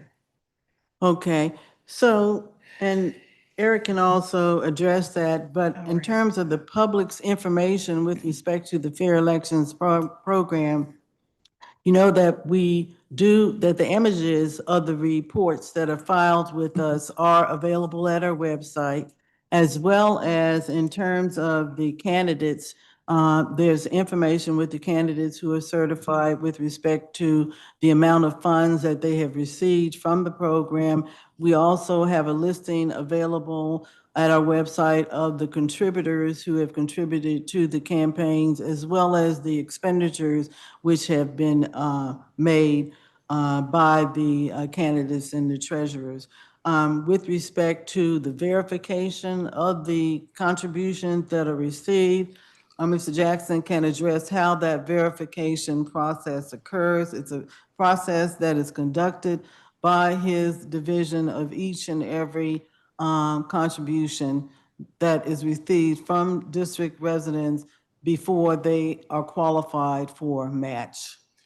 Yes, I would just add that with the PO box is our ability to maintain financial control over who gets a contribution match or not. So if we have an address that has a PO box and they made a contribution by electronic payment such as a credit card, it's hard to say that person is a district resident if they're just using a PO box. The credit card company with the merchant statements usually gives us the address, the actual address of that person, and we are very clear that we can match that contribution. We can't really match that contribution and feel real good about it with a PO box. And that's the problem with the PO boxes.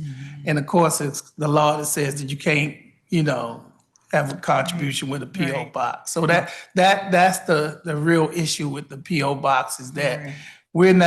we don't have a good feeling about matching that with without really certifying that that's their address and things of that nature. So And so when a contributor does a check and it says PO box, you can't match that either, really. yeah, well, we haven't really seen a check with a PO box Okay. because most banks don't.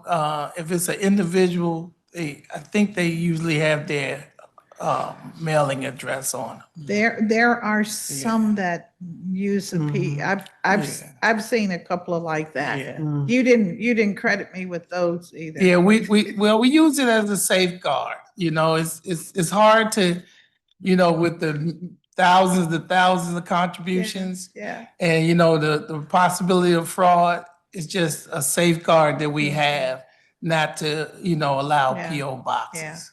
Well, even if you were to, let's say, okay, I hear you get an affidavit from that person and we'll give you credit. I'd have to turn it back over to you because Yeah. the Yeah, campaign is in is some over. instances where not necessarily PO boxes where the address is different from, say, if we get something from Act Blue and it's a merchant statement and it's a different address, then we'll ask for further verification like a Okay. driver's license or utility bill or something of that nature. All right, that was one area I wanted to just see where we were on that. In your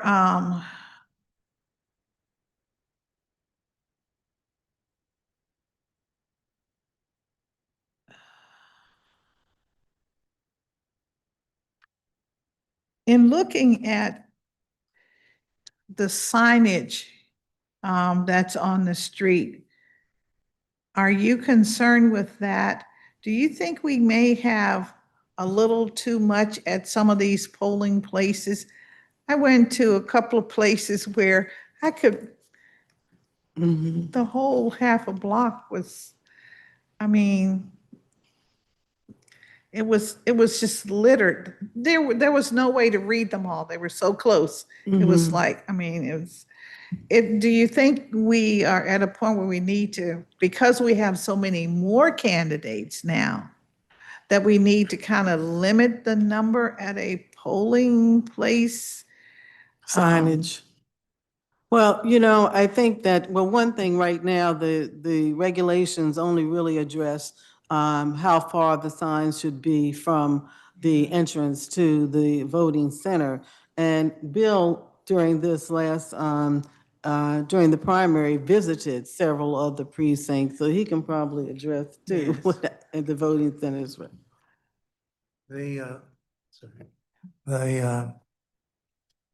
In terms of signs, excessive signs, I don't know that there's any way that we can prevent that, given that the candidates and their committees do have they do have a right to at least advertise as long as they don't violate any of our restrictions.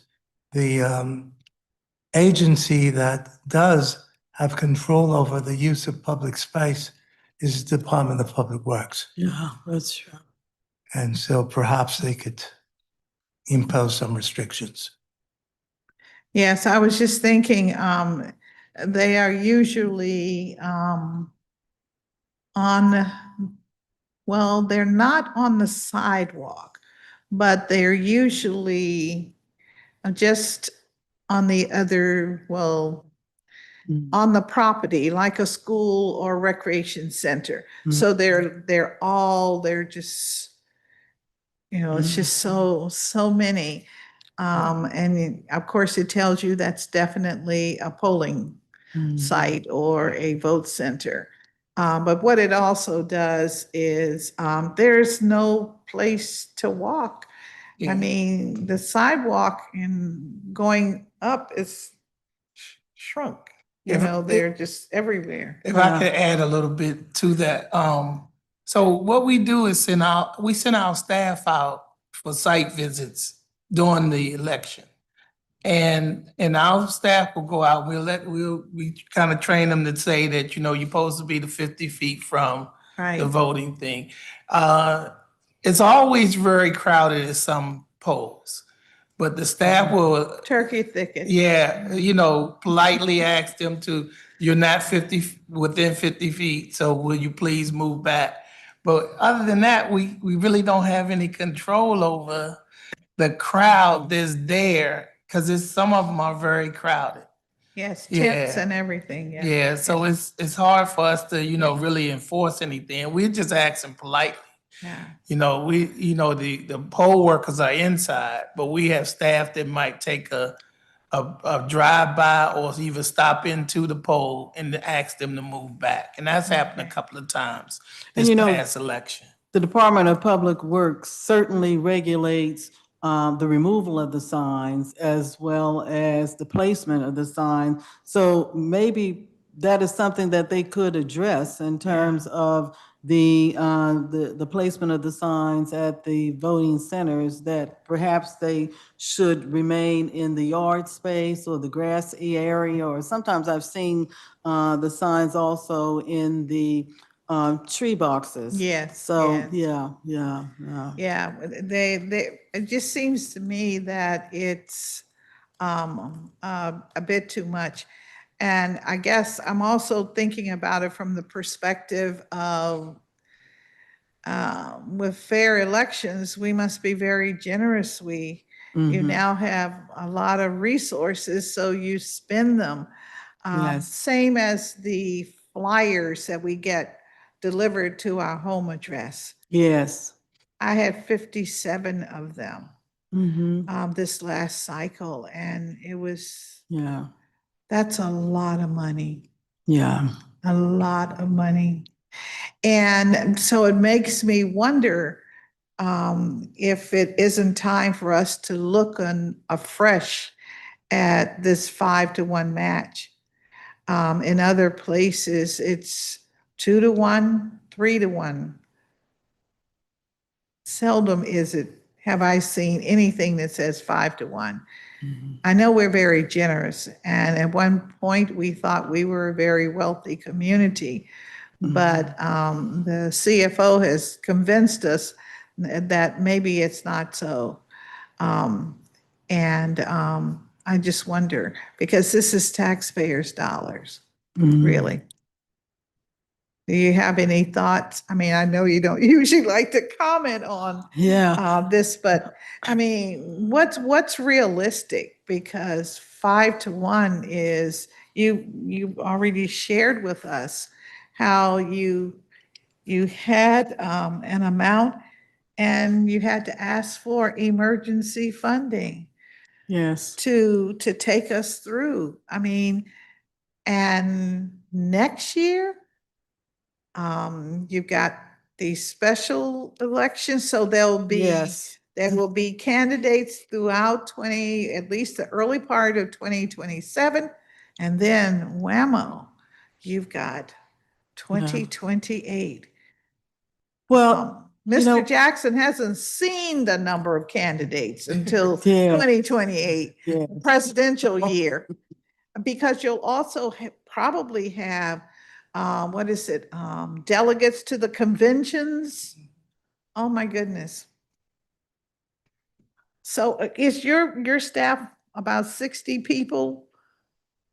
No. No, you're not 60. It's No, we don't. Board of Elections is 60. No. We're 37. 37? Yes, 58. 37. Okay, okay. All right, well, I hope that you're training some volunteers that can help with some of the outreach, because sounds like you're gonna need that. Because the compliance piece is so very important.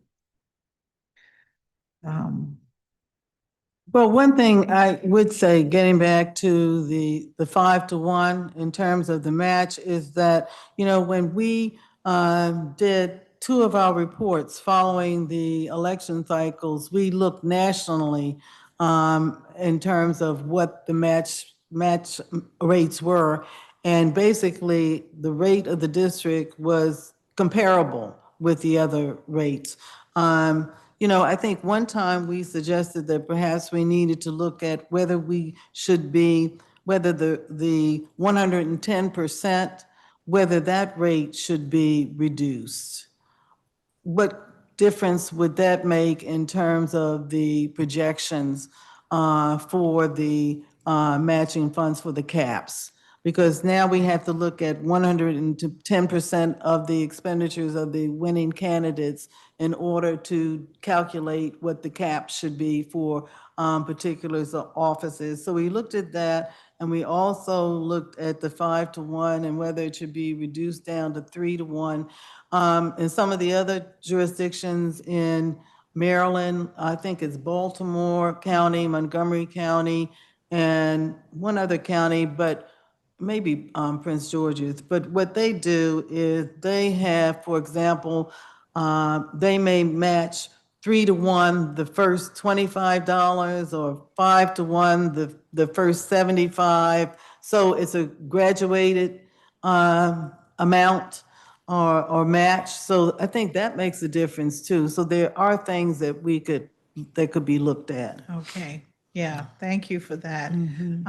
I think I think we should try and have a discussion about it and come up with some options, and then maybe we could do we would do a hearing, and maybe we can actually do some of that this year as we move into the fall, because I foresee, well, I don't want the citizens to rise up and march in the streets with pitchforks and say, you're taking my money.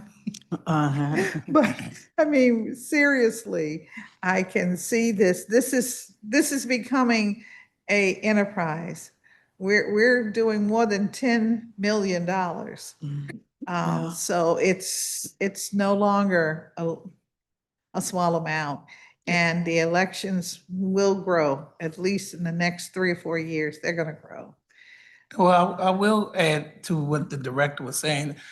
After we did those analysis about the cap, reducing the cap or reducing the percentage of the cap and the matching the 3-to-1 or the 5-to-1, I think our opinion is that it'll still be a fair election because everybody will still be on the same playing field. Yeah. So it's about the main thing is the cap and the reduction so that everybody can still stay on the same playing field. We know that 90% of the candidates running now are running in the fair elections program. So you don't have a big amount coming from individuals that's running in the traditional when the fair election program was first enacted. And we took those estimates from candidates such as the mayor and city council chair that were, that had a limit of $2,000 per person or businesses. So, it's a different game now in this district because 90% of the candidates are running under the fair elections program. That's right. And then, as I said, if you look at the jurisdictions in Maryland, again, for example, I think they may have a $200 or $250 contribution, and the first $50 may be matched at 3-to-1, and then the next $50 or $75 may be matched at maybe 5-to-1, and then the last, I think it's $100 or however you come up to $250 would be matched to 7-to-1. So So they have a graduated scale. Yeah, For the yes. matching. That's an idea. We know that there are a number of jurisdictions that do the 3-to-1. And I think 1 or 2 do only 2-to-1. And I've heard from some residents that, 2-to-1 ought to be good enough. But then when you do 2-to-1, and you think about some of the elections, like at the school board level, where we already have a smaller, dollar amount that can be contributed, you might not have enough resources to mount an effective campaign. But if you're at the delegate level or the mayor's level, you're $200 times 5. I mean, and if you are going to raise $2-3 million, you have considerable amount of money. And it just seems like the more people talk, they're really beginning to talk about the money we spend on elections, and this is what they are concerned with. You know, what's wrong with us? That could buy a building, that could house people, you know, so we're getting that kind of sentiment, so. And I think whatever you look at, you still want it to be with whatever reduction you may consider with the fair elections program, you still want it to be competitive with whatever candidates may collect in the traditional program. Right, that's right, that's right. Yeah, well, thank you for that.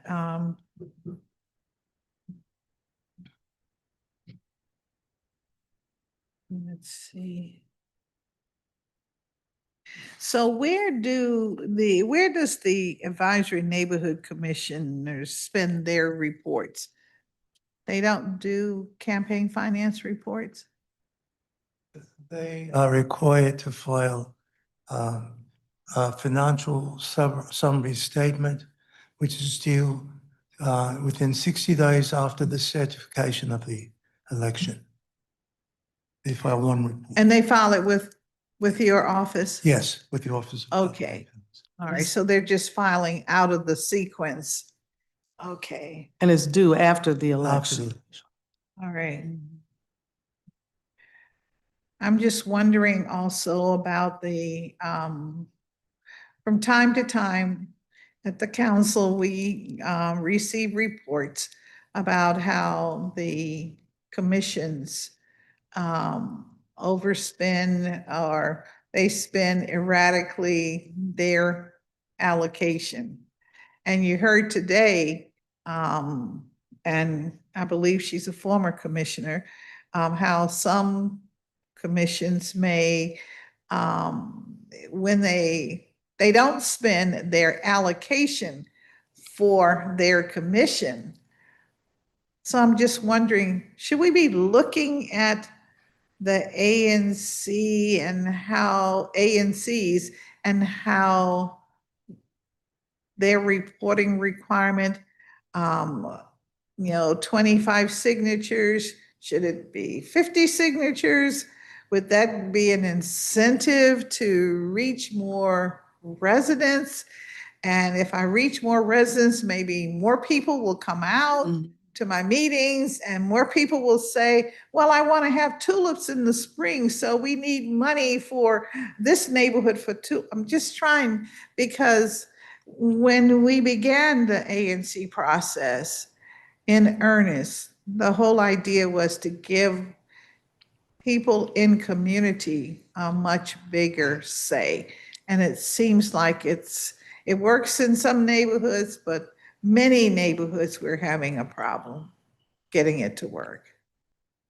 Well, from our standpoint too, remember, we also, in terms of the financial reports, review their contributions that they receive. And their contribution limit is at $25 as well for the ANC. In total, Per donor, Yeah. per contributor. per contributor? Yes. Okay. Mhm. So if it's $25, yeah. But do they have a ceiling of how much they can raise? No, they Okay. do not, no. But, no, they do not. And you match that 5-1. That's not matched. It is No, not matched, ANCs are not eligible for the fair elections program. but they're elected. Yeah, but Ye- I remember but we had. They're specifically excluded from the Yeah, statute. It's not part of Yeah. the legislation. So maybe that's the problem. Maybe they don't feel like real elected officials.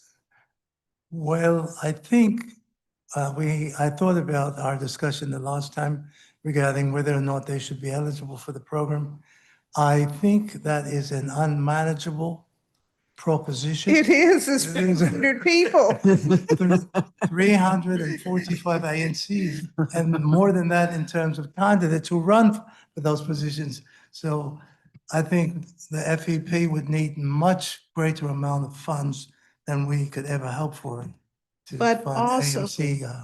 But also, campaigns. in seriousness, we elect these individuals and they have power.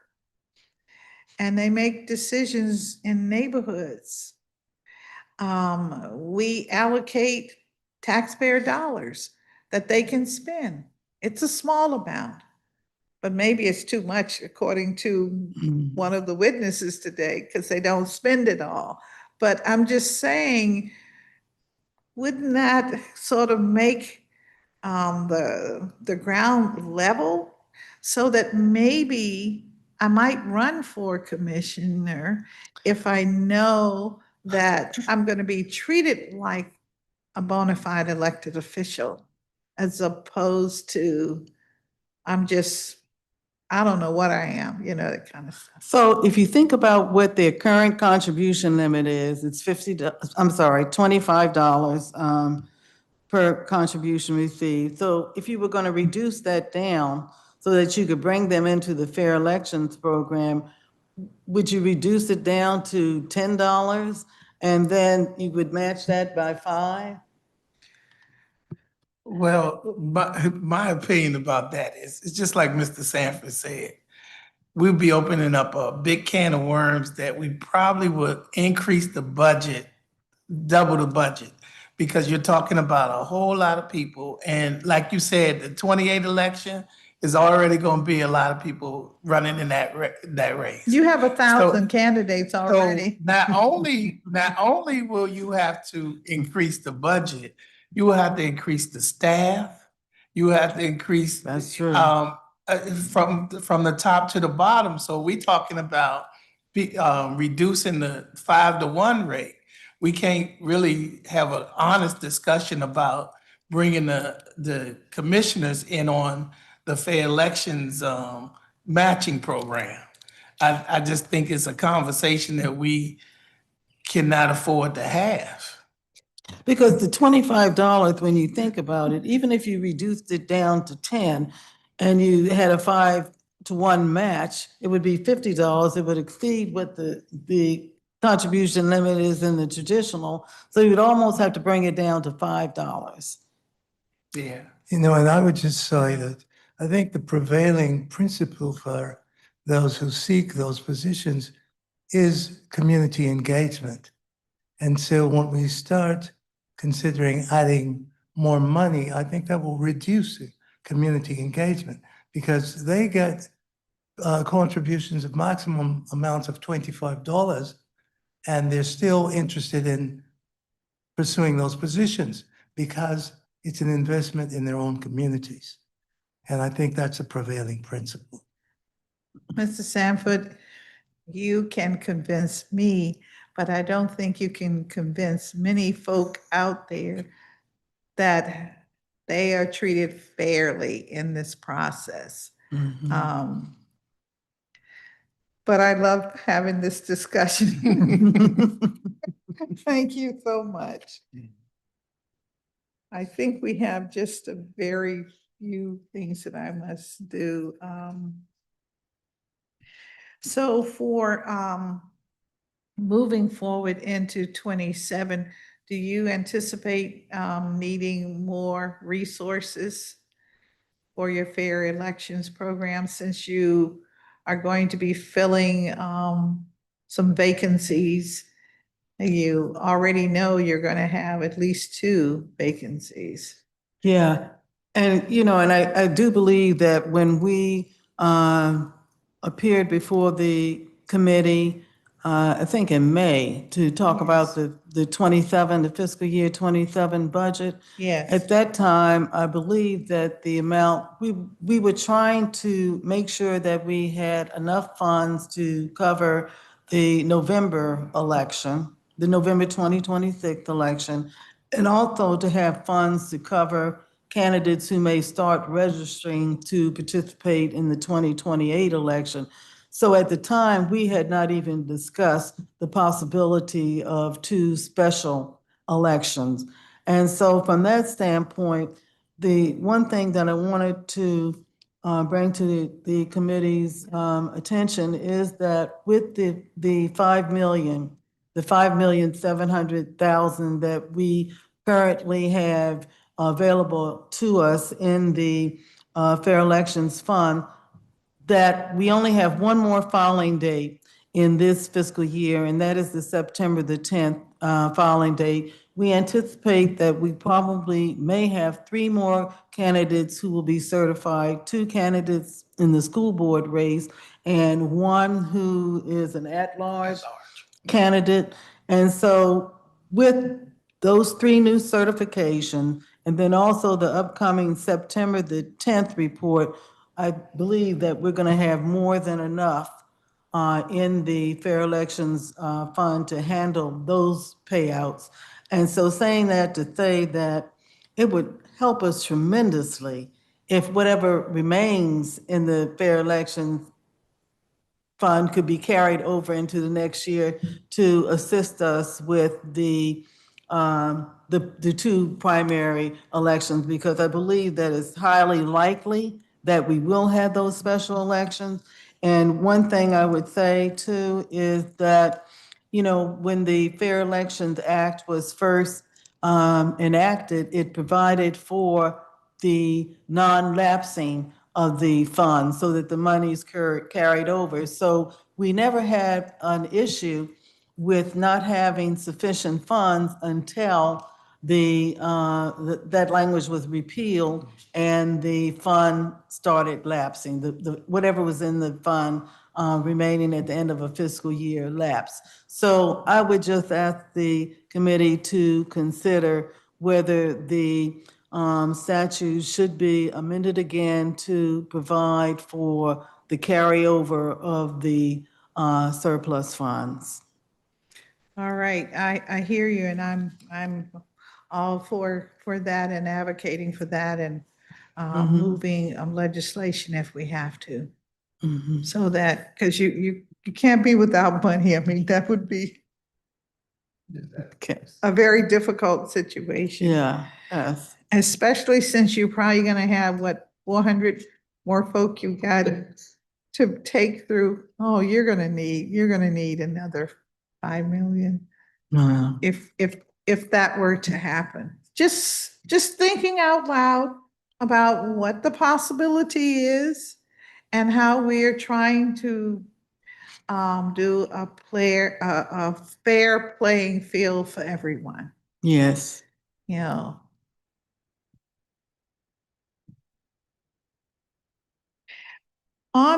For the fair elections program, can you bring me up to date as to where we are with, I think we had a candidate whose treasurer was missing, or did we ever get that situation straight?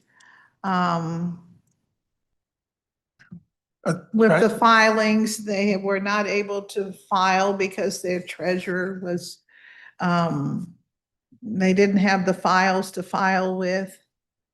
I'm not familiar with that All right. situation. I thought it was Mr. White's situation, but That happened.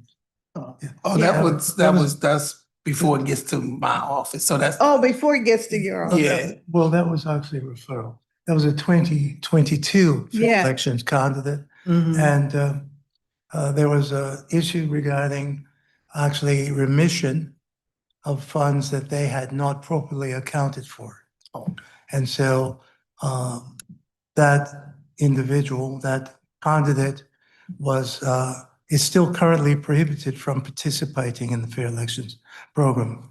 And so that's still outstanding, is approximately $58,000 in fair elections funds that were unaccounted for. 58,000? Yes. Okay. And so I'm asking because I'm trying to understand, one, where we are with that. Mhm. Two, how do we make your agency whole? That is, so that this matter is removed from your books, so to speak. Do you need $58,000 infusement so that you don't have that as because it's a deficit on your books now? Mhm. Or how do we, since you don't have the accounting for how this money was spent, or do we do something else. I don't know. Well, I think what happens in the process is that when Mr. Jackson conducts an audit and he determines that it's a non-compliance audit because the information or the documentation is not available to reconcile what a participating candidate may have received with the bank accounts, the statements, and so on and so forth. When he issues a non-compliance audit, then it's referred to the general counsel's office, and then at that point, they have to pursue enforcement action against the individual. And then that usually results in the matters being presented to the board, and then if the board affirms whatever decision we make, then the board can take it to the Superior Court. The way the statute in terms of the statute now, the statute provides that where a participating candidate, where his certification is revoked for reasons such as he withdraws from the program or he doesn't follow through in terms of the candidacy that he originally agreed to pursue, or if there's fraud involved, then the candidate becomes personally liable for whatever amounts that they may have received in terms of matching funds as well as base amount funds. So I think our options would be to pursue it in Superior Court for reimbursement of the fund. All right, so, okay. All right, so if we were trying to clear up this matter, short of enforcement and making or continuing to hold the candidate liable, the infusion of funds from somewhere would be something that your agency could receive, and then it's off your books, or would enforcement be the only way to get it off your books? Well, it's no, I don't think enforcement is the only way to get it off of our books, but I think it's the proper way because we do not really want the candidate who's obviously violated the provisions of the Fair Elections Program to walk away and not face the consequences of his or her malfeasance. So I think enforcement would be the proper way. Okay, I'm really trying to just understand how we would manage something like this. You know, Um, at one point, I think I informed the committee that in Massachusetts, with their public funding program, they require their participating candidates to be bonded. Right. And so if by chance misconduct occurs, then the state or the municipality can proceed against the bond in order to make the fund whole. So, you know, that's something to look at. You know, do we want to require our participating candidates to be bonded? You know, and I think in considering something like that, we should also look at our program as a whole to determine just how many incidents we've had of fraud, and before we would make a decision like that, you know, and I think Mr. Jackson would agree that for the majority of the participating candidates, and probably even more than the majority, that has not been an issue, that he has been able, through the accounting process, to reconcile the accounts and to basically to see where the public funds were expended. And so he has not, I think the situations have been very few where he has found that there has been a misappropriation of the funds. Yeah, and that's less than, 2%. yeah. So, and then most of the time when we try to catch things as early as possible. But in this incident, I misspoke when I said it wasn't in my office. I thought you was talking about failure to file an account. Okay. But yes, this was something that we referred to the general counsel's office because we could not verify the funds. And so it was referred to the general counsel's General office, counsel for, as in OCF, general okay, counsel. okay. And Mr. Sam. then Mr. Sanford has then taken, necessary Okay. procedures to, try to get the money remitted, but it's still out there. Yes. So That's why I was trying to figure out. So we're saying you need, you'll probably need to keep what you have in your fair elections program. And sounds like I need to find $5,800, $58,000, I Mhm. think. And also the usefulness of a bond is that in the year that it happens, you can make the fund whole. Because as Eric says, they really, through each filing that is filed, they are able to look at what's going on in the account and then they can detect any misconduct, so. I'm thinking then that your agency needs to be bonded Mhm. so that when these things occur, you can recover your resource. Yes, yes, So, yeah. okay, put that in your notes. Okay, thank you.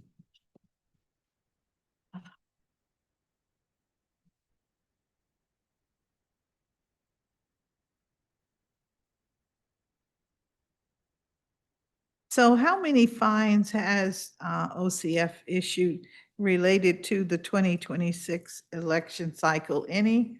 Or is everyone okay because technically the cycle is still in progress? Mhm. I don't think we had any referrals for that yet, have we? No, we have issued fines.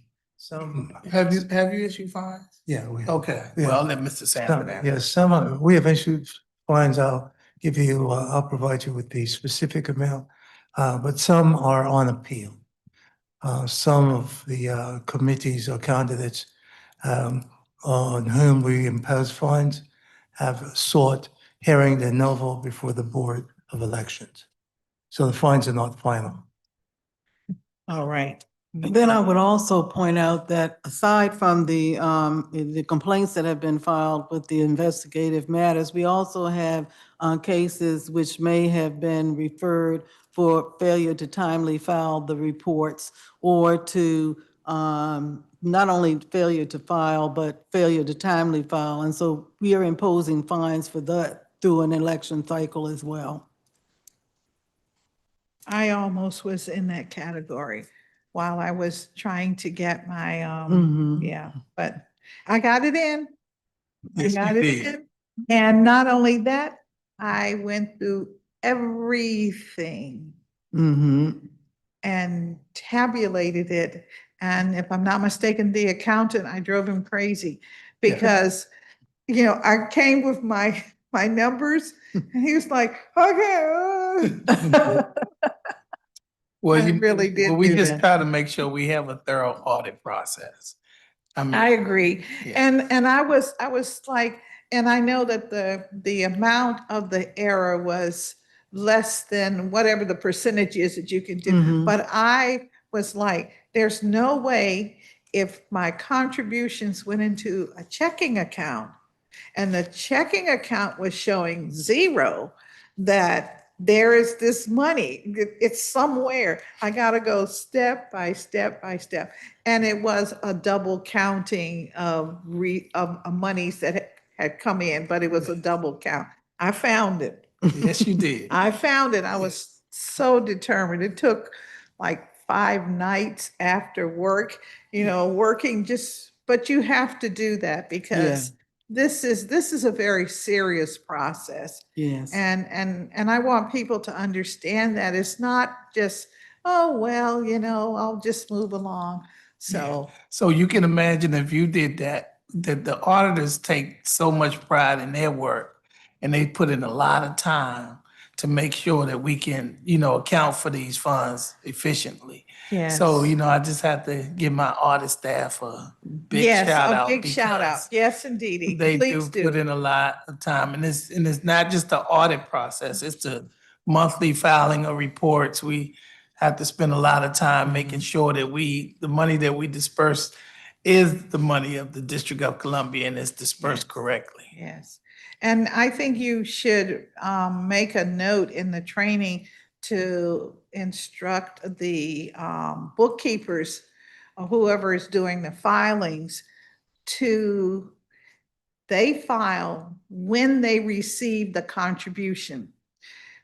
What my bookkeeper was doing was going back if the filing was due in May and the contribution had April date on it.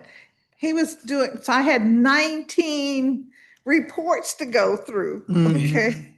So that's where the error was Yeah. in trying to, just to add $100 or $50 or $300. And that's where the duplication occurred, but I even numbered everything. Well, we try to put a lot of eyes on everything that we do. Yeah. And even on the payouts, every person sitting at this table actually looks at the payouts before they go out. Yeah. And we, sometimes I miss it and it's caught by the director, and sometimes she miss it, might be caught by the general counsel, and even by the time it gets to our finance office, Dan's office will catch some things, and we make sure that the payouts go out correctly.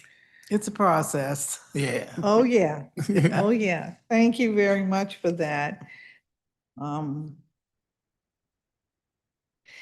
of the purposes of the Fair Elections Program was to limit the influence of large donors. At least that's supposedly how it originated. Is this program helping to reduce spending in elections? No, but you can tell me your answer. Okay, got it. Well, it seems to be a rise on independent expenditures. Yes, That's all I can say. yes, yes. Oh, my goodness, that's right. Some of those 57 flyers, you're right, Yeah. were from independent expenditures. Mm-hmm. And so how do you keep track of independent expenditures? Well, they have to register with our office and we can monitor them through that. But, again, that's a new way of people being, or different entities being involved. So, we're trying to adjust to that too. It's mostly the public eye that catch most of that stuff. And, that's been a Are good these, highlight. are these groups required to list their donors? The independent expenditure committees, Yeah. with their campaign, with the independent expenditure committees, if they have campaign literature out there, and if they have, 5 or more donors who have made contributions of, $5,000 or more, they are required to list those contributors on their campaign literature. And then if you have an individual who is making independent expenditures and their expenditures exceed $1,000, then they're required to file reports of receipts and expenditures with us as well. So 5 donors if you're an independent group, or expenditure, I guess we'll just group. And is this $5,000 per each of the 5 names, or is it 5,000 total expenditure amount? At least $5,000 for the first 5 donors. Well, the total of 5 donors No. individually? Yeah. $individual They're required, or higher or more. Okay, right, to list the top 5 contributors who contributed more than $5,000 each. more than, okay. All right. So, if I have 100 contributors and I only have two that have contributed, well, one contributed $10, and everyone else is below 5,000, I only have to list the one name, right? Well, you still have to file your campaign finance report listing who all of them are. Ah, But, excuse me, I was referring to campaign literature that they Okay. have floating out there. Right. That in the campaign literature, they are required to list their top 5 contributors who give $5,000 or more. But in their filing of their reports of receipts and expenditures, they're required to list all of their contributors. All right, so this is not like Citizens United where you can collect unknown amounts. You just file under that name, the federal process that they have. Mm. No, okay, all right. It's similar to Citizens it United is. because there are no limits on how much in independent expenditures might be expended to support a particular Because if I have campaign. 100 and each of them did 5,000, yeah, do a lot of damage with that, can, yeah. Well, I mention all of this because this is a new day in the district. And as the fair elections process grows, and as you said, we've got to think about how we're going to manage the independent expenditure. Now you do have to file if someone gave a contribution, but what if everyone came and they gave $20 and I had 2,000 people, 20? You don't require me to list all 2,000 because the contribution each of them gave was under $25. Mm-hmm. So That's true, it adds up. yes, Yes. you're so polite. Thank you. Well, I certainly appreciate the time that you've given the committee, and I certainly didn't plan on keeping you this long, but Mhm. it's I enjoy hearing about our elections process and learning, of course, how it works. And I hope some of this we can put in language for the public to digest and know that, be a part of what we're trying to do in the District of Columbia. Make sure we have, as you say, a fair playing field so that everyone can have an opportunity to be a part of it as a candidate or as a contributor. So I appreciate that. And I would like to thank you for your participation today and everyone who contributed, our public witnesses as well. I'm excited that we had this opportunity to discuss our preparations for our general election and to know that you have a very good chance as the Office of Campaign Finance of not running out of resources.